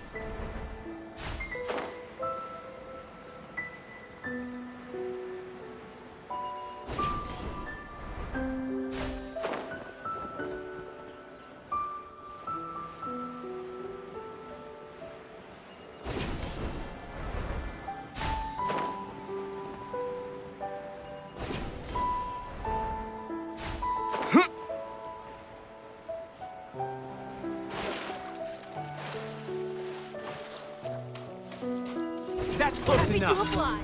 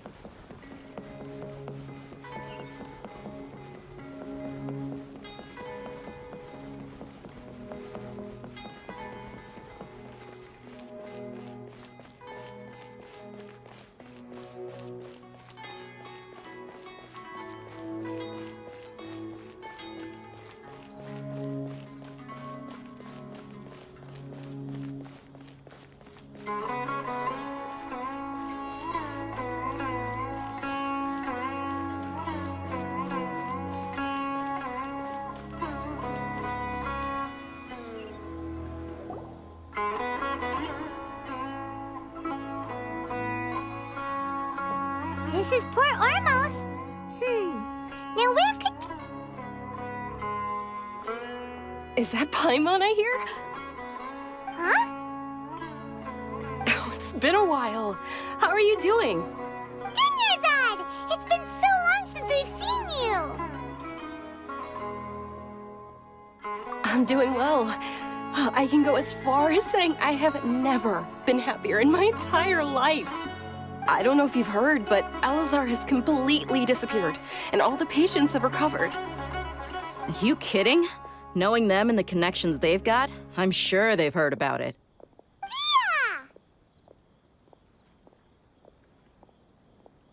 That's right. My lady is feeling better now, so I'm accompanying her for a walk. Why do you still call me that, Dia? You've already informed my father of your resignation. I guess I'm just used to calling you my lady. Old habits die hard. Resignation? You mean you're quitting? Yeah, I might start losing my edge if I keep being a bodyguard for the Homayanis. You know that my parents and I are fond of you, and that we appreciate you very much. It wouldn't be a problem if you wish to continue to be our bodyguard. I'm not a woman that's easily persuaded.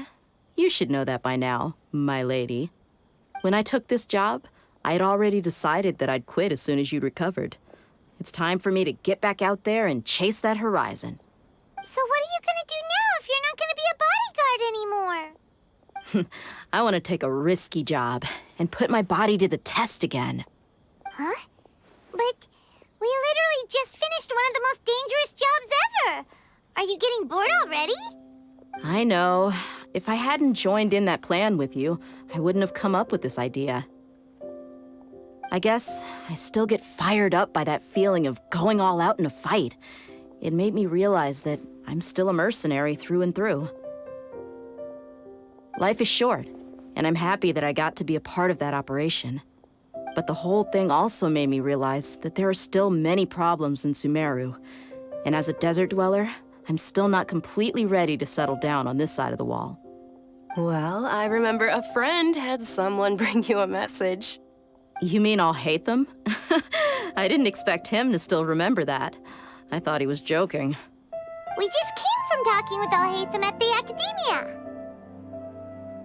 Did he tell you that he suggested that I come work at the Academia? What? I heard that Azar and his cronies fell from power, and I'll hate them told me that now was a good time to find a job in the Academia, but only if I wanted to. Whoa. Paimon can't see you being anything other than a mercenary.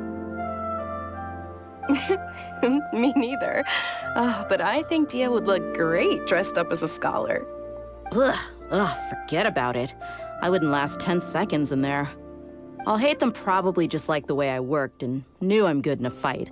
So he suggested I find some work in the Academia. But you know, if you take him up on the offer, Sino might actually agree and let you become a Matra. Because you're super amazing. The Matra have all the talent they need as long as they have Sino. I prefer to be free to live however I choose. In fact, I chose this job from the very start because I knew it'd be right up my alley. Even if being a mercenary means facing all kinds of danger. A lion has to return to the wild sooner or later. If anything, being your bodyguard has been unfamiliar territory for me. I don't want to see you go, but I'll respect your decision. I'm glad to hear you say that. Come on, no need for the sad face. It's not like we'll never meet again. Once the whole 3.2 Archon thing is settled, everything in Sumeru will take a turn for the better. That makes me happy too. But a peaceful society will probably mean less demand for mercenaries like me. Before long, we'll be a dying breed. So I'd better get to work while I still can. Huh? But wait a second. You make it sound like you're leaving now. Well, no, not yet at least. I promised my lady I'd stick around until next week. So, have you been in Port Ormos this entire time? We were wondering if you had received a letter from Nilou. Oh, did Nilou write to us? She heard that you were seen in Port Ormos, so she sent the letter here. Huh. It was probably sent to the inn that we're staying at. My lady has been very energetic lately and keeps taking me on hikes, staying out even into the night. By the time we get back, the receptionist is usually off napping on the job. Right, and we tend to leave quite early in the morning, so the old man on duty is also usually dozing off. So what it really sounds like is that the person on duty is always asleep. I bet the letter's at the reception desk. I'll go check later. No wonder there wasn't a reply. You never received the letter. Good thing Nilou asked us to come and check on that. Sorry to make you two come all the way out here. It must be something important for Nilou to specifically write to us like that. Yes, she said they were preparing a victory feast in the Grand Bazaar, and will also be celebrating Sino's reinstatement as General Mahamatra. She was hoping you could come. Great! I'll be sure to attend. Count me in too. But is there some sort of dress code or anything for the feast? Can I just show up looking like this?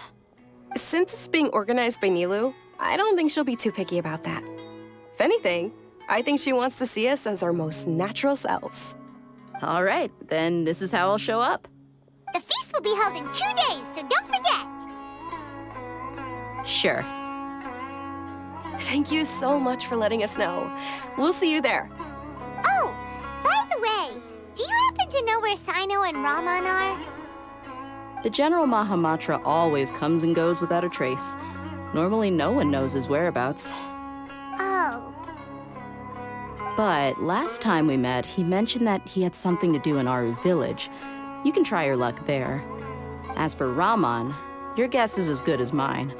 I only remember he said that he had something to discuss with Sino. You can ask Sino when you meet him. Don't mention it. You'd better get going. All right, on to our next stop.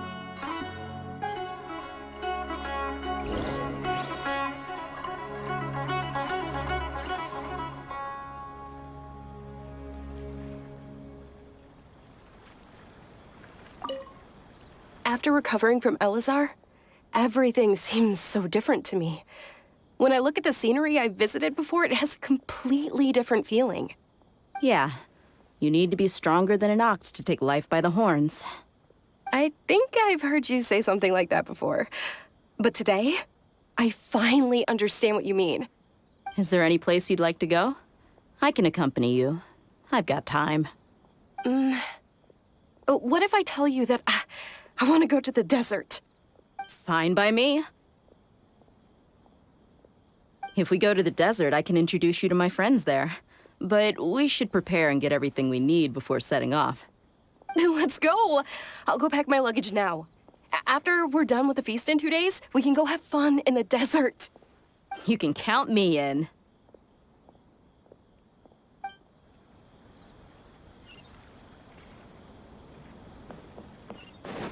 If you want to eat like a king.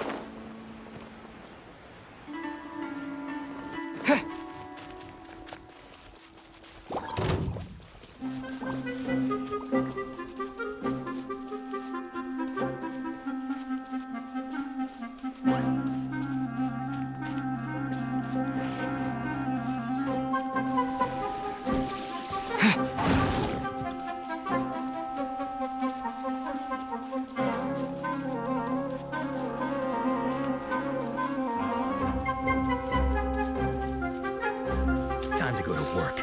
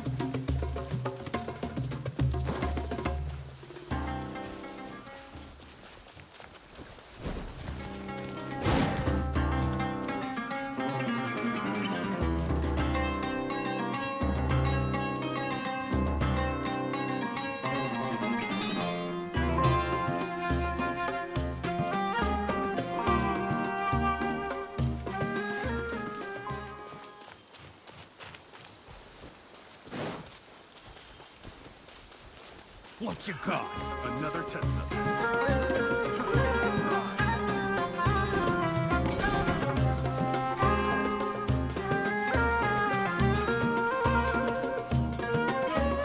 Happy to apply. Feeling lucky today?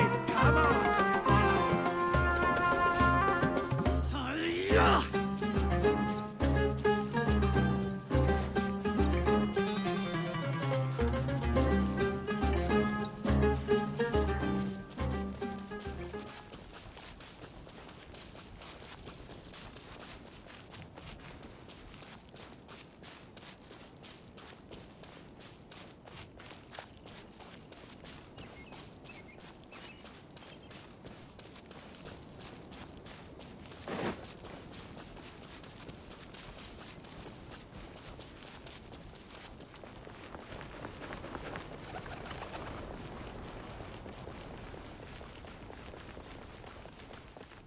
Because things are so, ergo they are such.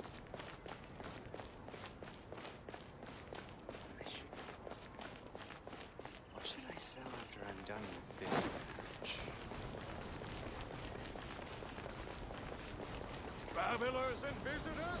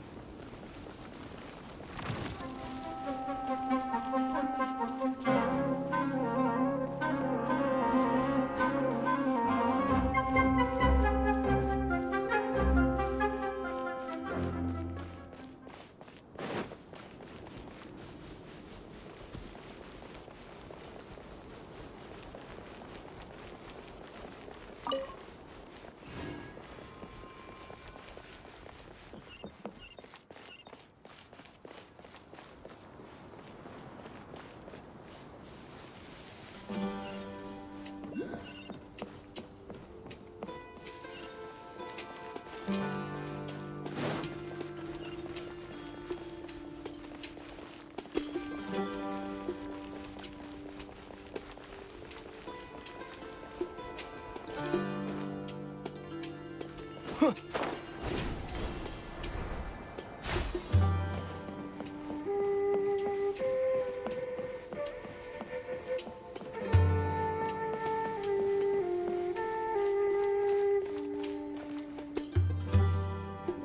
been a while since we last visited Aru Village.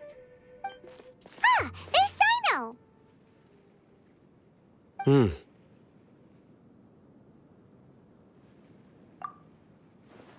What brings you here? We recovered well, and Tanari agreed to let us leave, so now we're out and about again. It seems Gandharvaville's medical treatment is still as good as ever. Mm-hmm, and Tanari is recovering well, too. That's good to hear. Yeah, you're the one who brought us to him when we lost consciousness, right? Thanks for that. You're welcome. Tainari has excellent medical skills, and Kale is quite attentive. It was the best place for you. But why are you just standing here like a dead tree? I'm meeting some people. Oh, you mean Candace? I've already talked with Candace and the village chief. They're still at the usual place. You can go there if you'd like to see them. But you know one of the people I'm meeting as well. Oh, by King Deshret's blessing, my friend suddenly appears in the desert. Don't tell me you've run into trouble and need us to help now. Raman! And... huh? Sataria?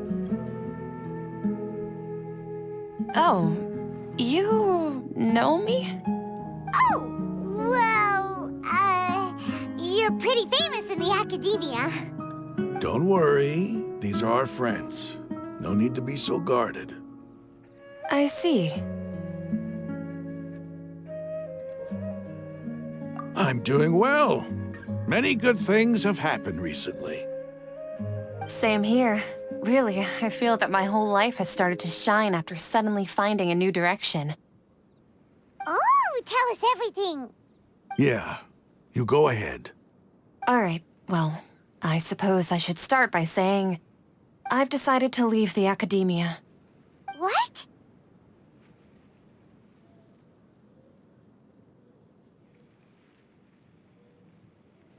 It's not that I've given up on being a scholar. Instead, you could say I've found a new identity. I will no longer pursue research like a typical scholar, but I have not completely given up on my relationship to knowledge either. I can see what you're saying now. What do you mean? I plan to leave the academia and return to teach here in the desert. Wow, so you want to become a teacher? Sataria will return to support education here and teach people from the desert. She can't teach everyone on her own, but there are many of us Eremites all over Sumeru. She came to discuss a collaboration with me and hoped that I could bring her ideas to the Eremites. Yes, it's my hope that the Eremites can help me select a group of smart people with the best aptitude for teaching. I'll teach them, and after they've finished learning from me, they can go educate more people. That is the true meaning of education and the spreading of knowledge. The people of King Deshret suffer from sandstorms, exile, and ignorance. Miss Sataria is more than welcome to come teach here. Her arrival is like a star shining in the desert night. The stars have always guided caravans, thieves, soldiers, and travelers who get lost in the night. They lead those in the dark out of trouble and back to safety. Oh, please. Where's all of this coming from? I'm starting to feel a little embarrassed. You deserve these compliments. Mercenaries are accustomed to danger and don't fear death, which is why we recognize extraordinary actions that common people would easily overlook. Sataria's idea will bring much good to many people. At first, I feared it was destined to fail. Everyone knows that the academia doesn't allow scholars to teach in the desert without permission. As you know, all knowledge is under their surveillance and control, and very few desert dwellers are as lucky as me. But what I heard at that time has been haunting my heart, as if there were lightning bolts constantly bombarding my soul. Sataria, you tread a treacherous path, and the longer you ignore it, the tighter the academia's grasp on you will become. Sitaria, why haven't you gone home? Never forget that the desert that belongs to you lies elsewhere.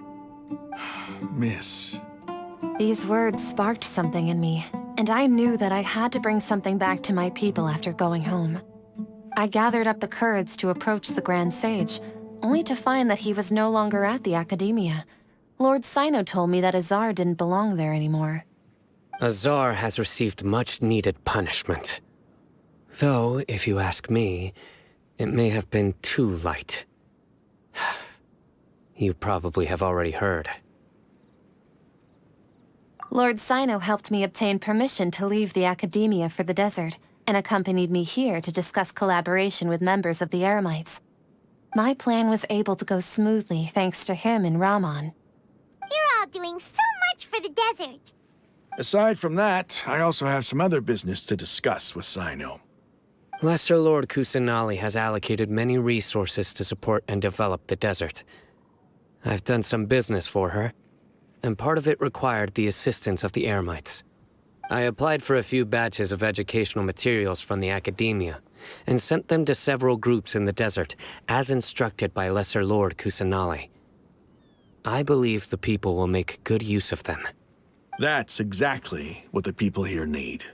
Physical books and other related items. If it weren't for Sino and Lesser Lord Kusanali, I'm afraid we'd never be able to get our hands on them. Apart from this, the Academia is also recruiting scholars that are willing to teach in the desert. I'll let you and Sitaria know as soon as I have any more news. We must be persistent about this, and maintain these resources to ensure long-term effectiveness. This is the first time in hundreds of years we've had a glimmer of hope. I think this may be the turning point for the desert. Remember these words. Here lies our faithful priest, Kasala. His wisdom is a miracle among the people, deserving of high praise and admiration. I hope people with wisdom like that priest will rise again among the desert dwellers. Then we'll once again see the wisdom and glory that once shook the world.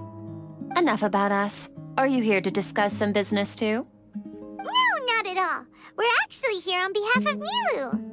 Nilu wanted to write to everyone, but she wasn't sure where the letters should be sent, so she asked us to come find everyone personally. A celebration feast will be held in 2 days at the Grand Bazaar. She hopes that all of you will be able to attend.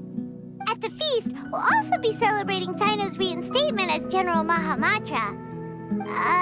Although, judging from your appearance, it seems you've already been reinstated. Paimon thought you would only start working for the Academia after the feast. Celebration? Feast? It's the first I've heard of it. Tighnari was right. He really didn't know. This feast is for you, Sino. Sounds to me like you'll have to be there. It's rare to see that kind of expression from Lord Sino. You must not like feasts very much. No, not really. But I'll go. Well, I still have a lot to handle here. Besides, I need to look after Miss Sitaria in the desert, so I'll have to pass. I'm afraid I won't be able to join you. Although, if you'd be so kind, please give a message to Miss Nilu for me. The message is, I'm sorry for how I treated you before, but now I understand the beauty of your dance. It's like a light shining in the sky. You and the art you symbolize are not only beautiful, but also lively and powerful, so much so that it was prohibited. Please keep dancing, and someday, I'll be able to appreciate your art in person. Okay, we've got all that down. Our job here is complete as well. Oh, Sino, remember, party's in 2 days. Make sure you're there. Got it.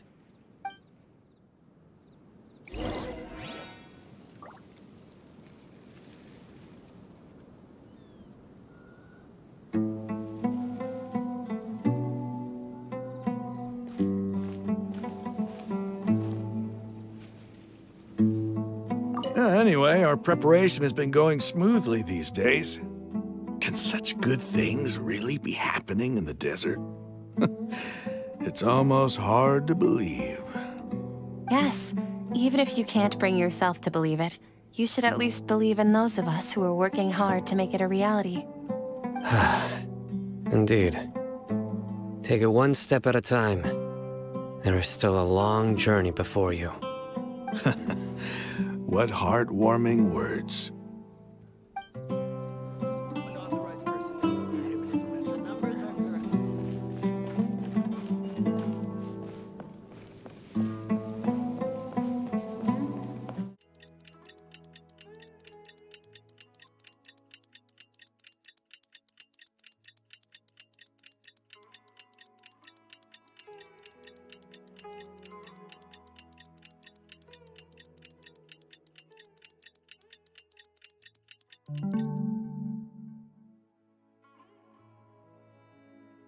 Today's the big day!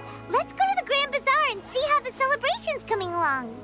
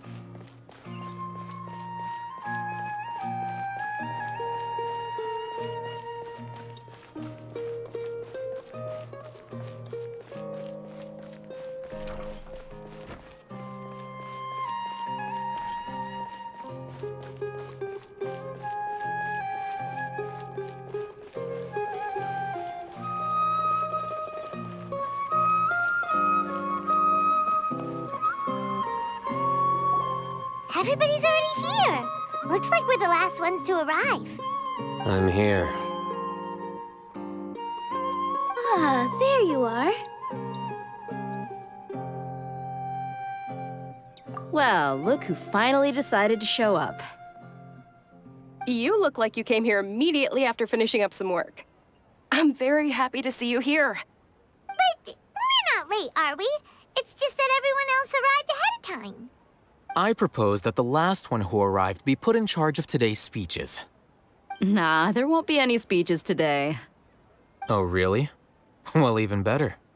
Come join us over here. Let's share some great food and drinks, and chat about all sorts of fun things. Everything looks quite good. Wow! Paimon can't wait! Traveler, just look at all the delicious food here!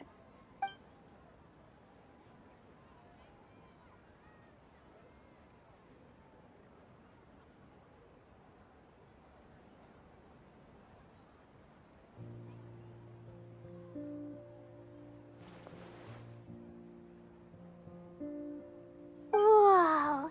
It's so delicious! Oh, this grilled meat tastes amazing! The food was specially prepared for you by everyone in the Grand Bazaar. And we have gifts that were sent by the residents of Sumeru City when they heard we were holding a feast. Everyone that came said that you saved Sumeru and wanted me to thank you all on their behalf. Ah, feels kinda nice to be seen as a hero. I could get used to this. Being a bodyguard is also a hero's job. You've always been amazing, Dia. My lady sure has a way with words. Thanks. I'm glad to hear it. And I'm happy to meet everyone that participated in the great plan. Don't mention it. Come to think of it, we've really done something impressive together. It's unbelievable. We owe it to our abilities. And luck. Really? Why do I remember everybody thinking that luck was against us and feeling like we hardly had a chance of succeeding? That's how I remember it too. It's luck that brought us together, and it was luck that let us form a team. Then, it took even more luck for us to formulate a plan and implement it successfully. Moreover, judging from the results, everything worked out well. Yeah, everyone gave it their all when it mattered most. It was almost like a performance. We took the stage and put on our best show. Everyone played their part, and thanks to everyone's efforts, the performance was a great success. So, would you say we're good actors too? It's such a blessing that Lesser Lord Kusanali was able to return to power at the Academia. Yes, even after being abandoned and neglected so many times, she's finally returned.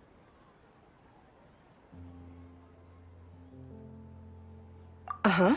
Lesser Lord Kusanali once used all her power in a great disaster, which resulted in her losing all her wisdom and memories of the past.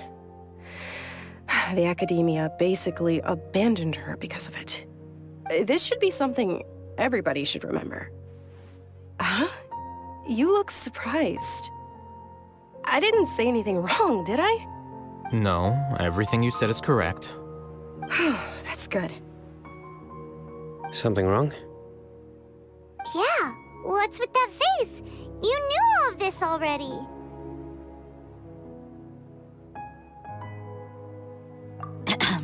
Even if those two giants of the Academia are here, I still have to say it.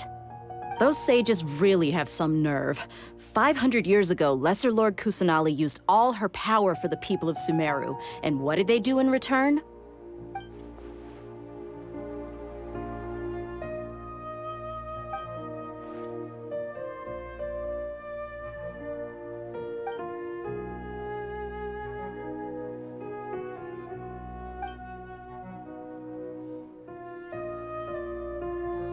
If you bite the hand that feeds you, don't act surprised when it turns into a knuckle sandwich, right, Sino?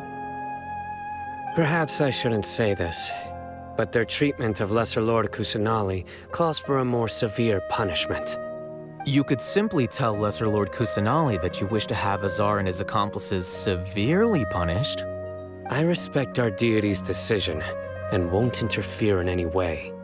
While we're on this topic, why didn't you accept the Academia's invitation to become the Grand Sage? Are you trying to say that I'm fit to be a sage? Not at all. But every person handling the selection process has said that you are the most suitable candidate to lead the Academia right now. Why? Because he dethroned Azar from power? Could you try to put it another way? This is a good thing, yet you're making it sound like I overthrew Azar for my own personal gain. But seriously, though, I always wondered if you had some personal motives behind it. I did have my own motive, but it had nothing to do with being a sage. If the rules of our nation were suddenly cast by the wayside, then it wouldn't be long until chaos ensued. I had no intention of letting their dreams disrupt my life. By that, you mean your life working as the Academia's scribe. Precisely. Wait, is that all? So, that's the only reason why you joined us and came up with all those plans? It's reason enough. You've certainly got quite the personality. You flatter me. All right then. How about you? You've already resumed work as the General Mahamatra, right? That's right. Will you be happy with that life? It's not about being happy. There are merely a lot of things that I must do. Even so, keep your spirits up and try to be happy, okay? And try to smile more every day, just like I'm doing now. Thank you. I'll keep that in mind.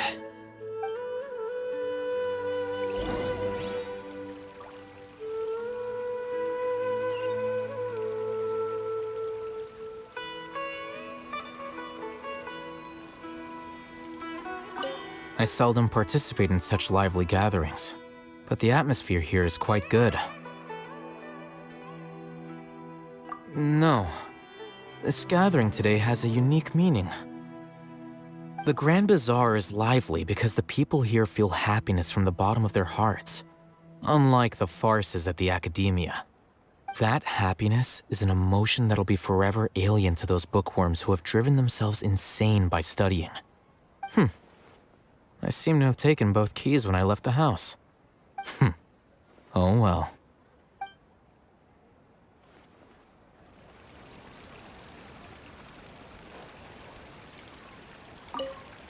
My lady, the grilled meat over there is delicious. Have you tried it?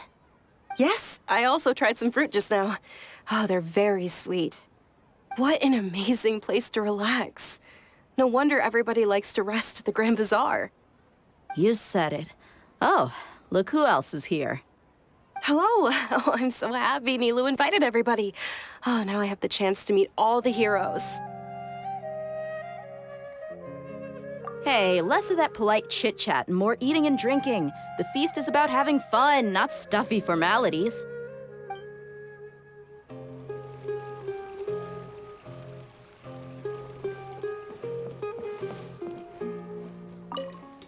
The atmosphere here is good, and everything is delicious. Yeah. I don't often come to such places, but it feels quite good. I have a lot to handle these days. Otherwise, I could show you around. There's always next time. We're friends after all. This feast is pretty good. I like it.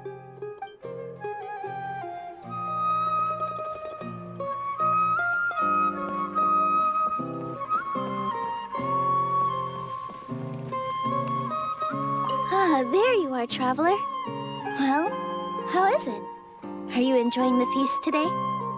If there's anything you're unhappy with, just let me know. I'll be sure to take note of it. That's good. It's the first time I've ever invited so many exceptional people to one place. I was a little nervous myself. You see, every guest here is quite extraordinary. It's unbelievable that we've got everyone together here. Almost like a fairy tale. Make sure you live it up tonight. I'll be happy as long as you're enjoying yourselves.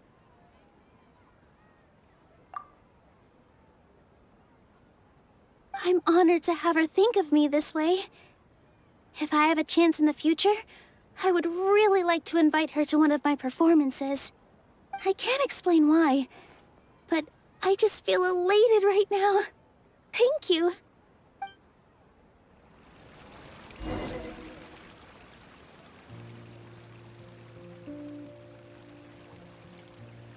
Hey, what's wrong? Your head is starting to droop.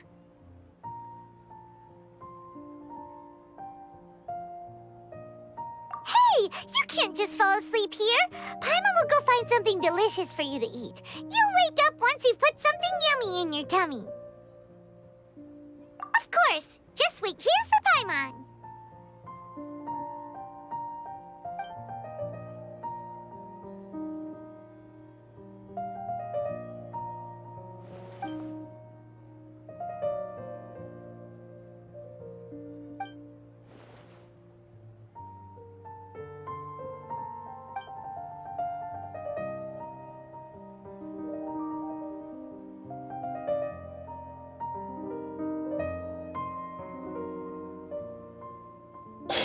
It's me.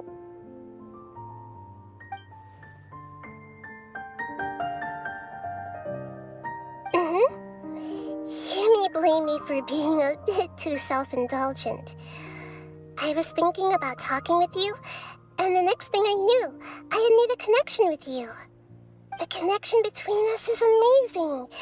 It's like flora and the fence it grows upon.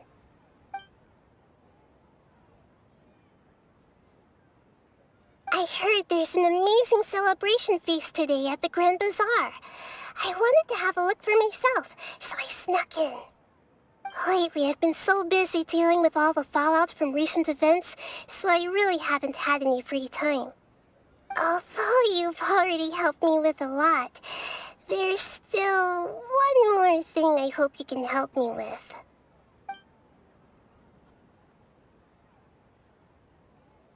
Please say thank you to everyone for me.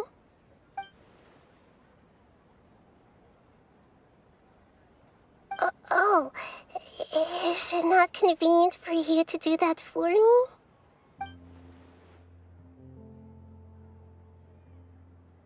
But if I just show up all of a sudden, people will become all quiet and stiff, won't they?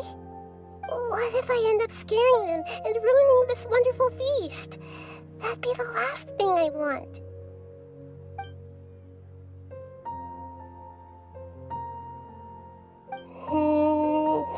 Let me think about it. Okay.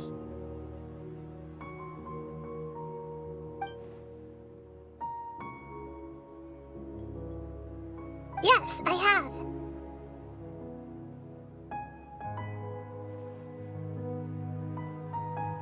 You said I should go thank everyone as myself, right? So... I've decided to borrow your body for the time being. Please don't blame me. The flora also climbs up to the fence to get closer to the sky.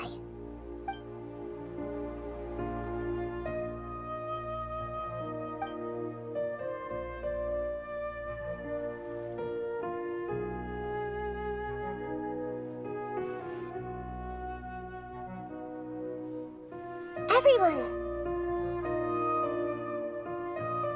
Are you awake now? Paimon was just about to bring you the food. It's me. Huh? That voice. Nahida? Hold up, what's going on? I didn't expect to have a conversation with the consciousness of Lesser Lord Kusanali in the Grand Bazaar. Interesting. Is this also a part of the feast? No, of course not. Are you... Lesser Lord Kusanali? Hello, Nilu. You know who I am? Yes, I already know every one of you. Nilu, Alhaitham, Sino, Dia, Paimon, and Dunyarzad.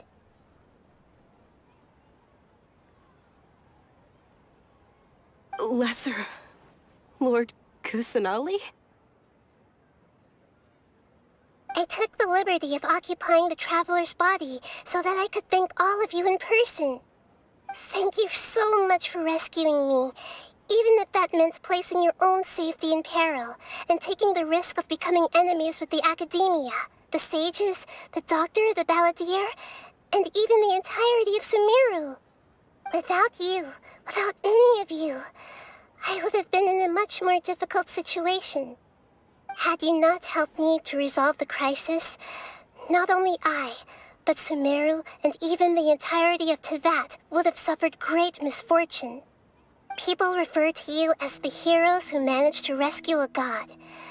I'm quite fond of this name. It not only explains your identities, but also bears witness to your relationship with me. Please, allow me to present to you my most sincere gratitude. Lesser Lord Kusanali, you have done so much for Sumeru, and I didn't even have a chance to do anything for you. You don't have to do this. Dunyarzad, the suffering you endured during your illness is also proof of you being with me and praying for me. Thank you. You don't need to be so ceremonious. It's always been my duty to protect you. This is how the relationship between the Academia and 3.2 Archon should be. We just did what was necessary and set things back on the right path. You're an Archon, but you act so humble. You really don't need to be so polite with us. I'm honored to have been able to take part in this plan. I hoped you liked the dance I dedicated to you. Thank you, all of you.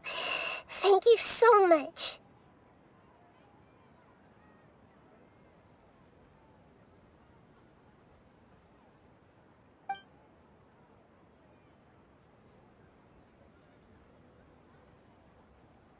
Yeah.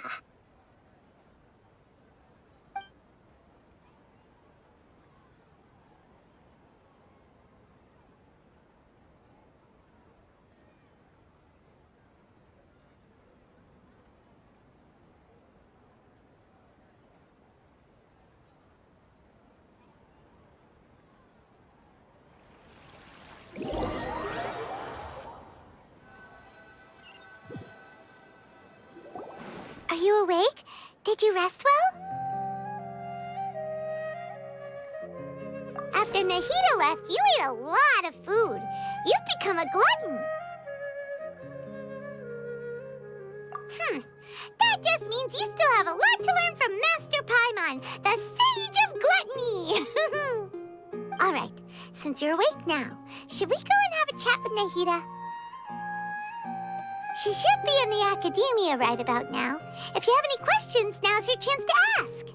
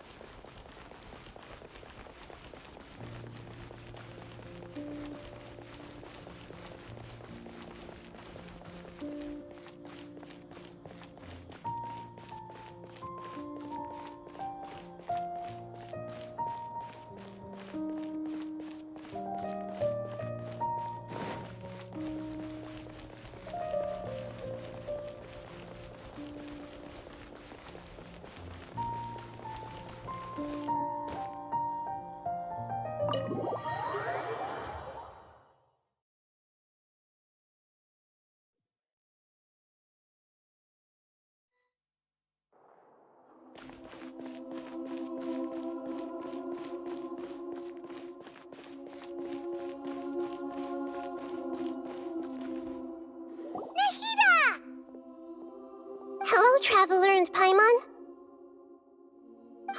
What a fantastic night.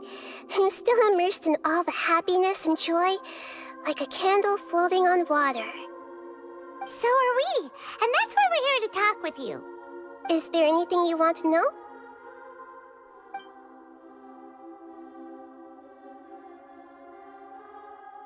After recent events, the Akasha can no longer function as it used to. I've given it some thought, and have decided to shut it down permanently. But this is definitely not a bad thing. Even from the beginning, I've been planning to shut it down.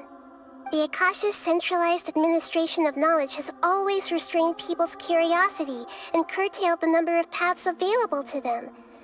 I don't think this is good for Sumeru.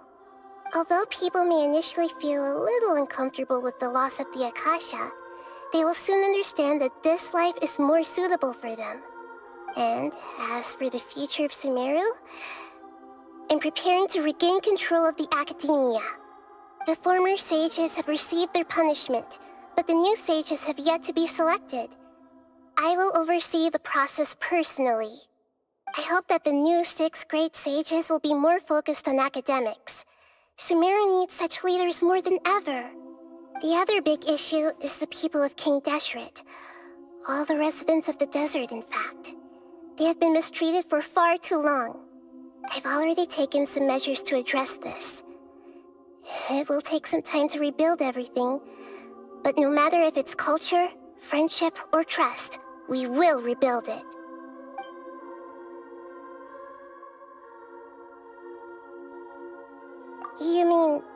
What happened after the doctor put you to sleep? Not exactly. The top-ranked Fatui Harbingers, up to number 3, possess power comparable to that of gods. I was no match for him in that kind of situation. However, in spite of the bad situation, I still managed to make a fair deal with the doctor. I'm sure you remember the entity that changed your fate, the Heavenly Principles. In fact, the Heavenly Principles has been quiet since the Conria disaster 500 years ago. I used this point as leverage against the doctor. I told him that the Heavenly Principles may be awakened if I destroy the Gnosis. Although it was just a bluff, he still fell for it. I assumed that the Heavenly Principles wouldn't just stand by and let such extensive damage to its laws take place. And as for what I exchanged for the Gnosis, the exchange served as both punishment for the doctor, as well as a boon of new knowledge that I couldn't refuse as the God of Wisdom.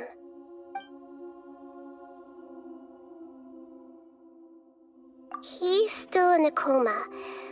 I've hidden him like how one would hide a feather. I know you have many misgivings about him, but as someone who had become a god, he has retained a number of very useful features. Don't worry, I'll keep an eye on him and make sure he doesn't do any evil. In addition, there are still some mysteries left in him. Some things may be very clear from my perspective, but he is still yet to understand them himself.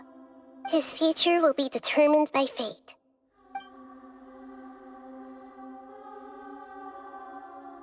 Is that where you're headed next? Fontaine, the Nation of Justice? As far as I know, that nation operates in a judicial system. Does their Archon personally judge people? No, there's a Chief Justice in Fontaine. Generally speaking, the Hydra Archon, Focalor, won't preside over individual trials. However, even then, Focalor will still make herself present at just about every trial. It seems that she just likes to immerse herself in that sort of atmosphere. As Archon, she still reserves the right to influence the final verdict.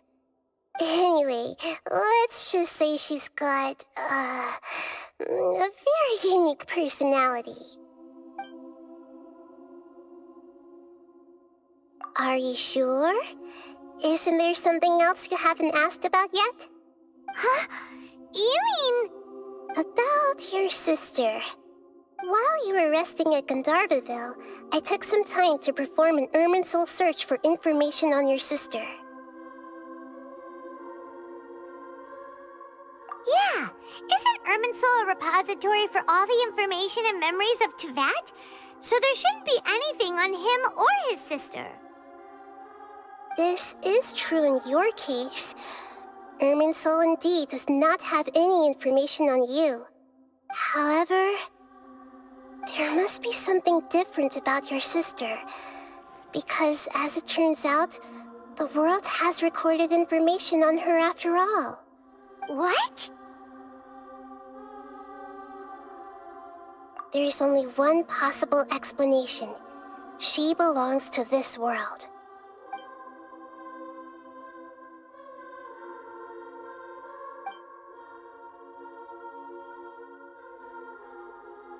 But nothing about this makes any sense! Wasn't this your first trip to Teyvat? According to the records I was able to access, your sibling suddenly appeared in Conria. After the Conria disaster, she began her journey through the 7 nations of Teyvat. But just as her journey was about to reach its conclusion, the Irminsul records on her suddenly become fuzzy. What do you mean, fuzzy? Did something happen to her? All I know for sure is that somebody, for reasons only they can know, is deliberately obfuscating her fate. And whoever it is, if they can do that, who knows what else they're capable of. But even that wouldn't explain how she somehow comes from this world. Something else I noticed was that according to these records, the Fatui have not classified your sibling as one of the Descenders. What's a Descender? Paimon's never heard of it. Look, I'm sure you must be curious about the information I received from the Fatui in return for my gnosis, right? A very important part of the intel was about this world's Descenders. External beings, ones that don't belong to this world. Traveler, you are Tevat's 4th Descender. Huh? So the Fatui count 3 other Descenders before the Traveler, and his sister isn't even one of them? That's right. My current hypothesis is that the first Descender was likely what we now call the Heavenly Principles. As for the other Descenders, I still need to verify their existence. It could take me some time. Paimon's head's about to burst from all this crazy new information. And yet, even knowing all this, I'm sure you must still have a lot of unanswered questions. I must say, I truly regret that I can't help you more as the God of Wisdom. There are many questions in my heart as well. I will need some time to go through each one of them.